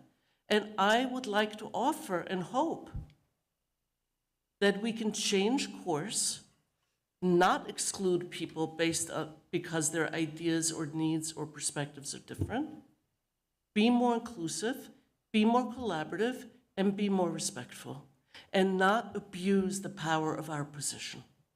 Thank you. Okay, I'm going to go to members. I just want to remind everyone what the item on the agenda, and that too is discussion of the June 3rd meeting. We have gone far afield of that. First, members, I'm going to get you in one sec. Is there a motion to suspend rules again? Motion to suspend rules, 30 minutes. Until 10:30. Motion's made by Member Montgomery Tomoko, seconded by Member Weisenfreud. Any discussion? Roll. Sorry, Anthony. Okay. Roll call, please. Did you not print it? You can never print enough. Sorry, so who is it proposed by? Me. And Great, seconded by? Member Weisenfreud. Great, okay. Member Montgomery Tamako. Yes. Member Stein? Yes. Member Martin? Yes. Member Mahoney? No. Member Reese? Yeah. Member Jewell? Yep. Member Saina Sullivan? Yes. Mayor Shara? Yes. Member Bartley? No. Member Weisenfreund? Yes. I just Motion wanna- passes, sorry. Member Mahoney, did you vote no? That's what I heard. Oh, okay. Correct. I Yes, just wanted no. to make sure. I thought I heard that, but I wanted to clarify. Okay, Thank you. great. Member Rice has had her hand up. Yeah, we had to do this vote to suspend rules before I could go to her. So now I'm going to Member Reese. Thanks. I was going to point off that we were off topic, and I know that some of us, including myself, don't love Robert's rules, but one of them is that we don't imply or assign intentions to any other member, and there was a whole lot of that going on there. I also would like to move on to the other items in the agenda. We've now spent more time talking about this meeting than the meeting lasted. And it is also a meeting where we have already approved the minutes of and talked about extensively at another meeting. So I would be very I would appreciate moving on to the next item because this seems like it's devolving as well. Okay. Any further discussion? Okay, seeing none, we're on to I and bullying intervention. And Superintendent Ezra-Liz. So you have the backup there regarding our new bullying intervention that we're going to be training our school adjustment counselors, our psychologists, and our social workers on. We'll be implementing across all 6 schools and monitoring the implementation and the impact. And so I'm very excited about it. It's very restorative in nature, and I'm happy to answer any questions. Yes, Member Martin. It sounds really promising. Thanks for bringing some innovation to an area where we really need some help. Have you actually lived with this process in any of the districts that you've worked in and led? Yes. And or led? Yes, in Worcester and in Rochester, we both did it and we had great success. Okay, thank you. Member Montgomery Thomas. Thank you for this. Have you had a lot of buy-in from the cabinet and leadership teams? The cabinet team is excited about it. I have not spoken to the school adjustment counselors or the social workers or the psychologists. They're off during the summer. But what I wanted to do was, my plan is to train everyone. I believe it's September 1st. I've got them for 2 hours in the afternoon. And I want to, when I say we're going to implement it in the schools, I'm going to do it with them. I want to support them, and we'll go from there. Okay. Any further discussion? And you do not need any action from us? No. Okay, great, wonderful. Okay, the upcoming meetings were inadvertently left off the agenda, so I'm going to read them. And if I'm missing any, let me know. Rules and Policy, Wednesday, the 19th of August, and that's at 5 p.m., I believe, right, on Zoom. Curriculum Subcommittee, Monday, the 31st of August at 5 p.m. on Zoom. Our next full school committee meeting is Thursday, September 10th, and that is still at 6:30, right? And that's hybrid here and on Zoom. Any other meetings that you all know of that I missed? Okay, terrific. Future business topics, as always, there's a year-long agenda that you can click on. Future business and meetings, what does that mean? I don't know. Discussion of Robert's Rules training and workshop, Member Bartoli, and the late start time, Member Sainer Sullivan. So these will be taken up at a future meeting. And is that late start time of what? The high school, or maybe all schools start time? Yeah. So I think that there's a lot that has been left out from that, and it's something that we need to work on for next our next agenda setting meeting. But Member Sander Sullivan's request was late start time at the high school. Okay. So we're up to executive session. Would someone please make a motion? I got it. Pursuant to MGL 30A 21A3, to discuss strategy with respect to collective bargaining or litigation as an open meeting may have a detrimental effect on the bargaining position of the school committee. We are discussing A, June 11th, 2026 executive meeting minutes, B, June 17th, 2026 executive meeting minutes, C, July 29th, 2026 executive meeting minutes, Unit C and G MOA, including a vote, Unit E MOA, including a vote, F, litigation updates, and G, personnel complaint updates. Motion's made. Is there a second? Second. Sorry, who's the second? Member Sanders Sullivan. Okay. And roll call on entering executive session. We will be adjourning from executive session and not coming back into open session. So anyone who's still with us, we'll say good night to you as long as we agree to go into executive session. So roll call, please. Meshara. Yes. Member Bartley. Yes. Member Weisenfreund. Yes. Member Montgomery Tamako. Yes. Member Stein. Yes. Member Martin, Yes. Member Mahoney, Yes. Member Reese, Yes. Member Jewell, Yes. Member Saina Sullivan. Yes. Motion passes. Great. Okay, again, good evening, everyone who's still with us. We'll be going into executive session and adjourning from there, not coming back into open session. Should we stay on Zoom or? We have to. But I mean,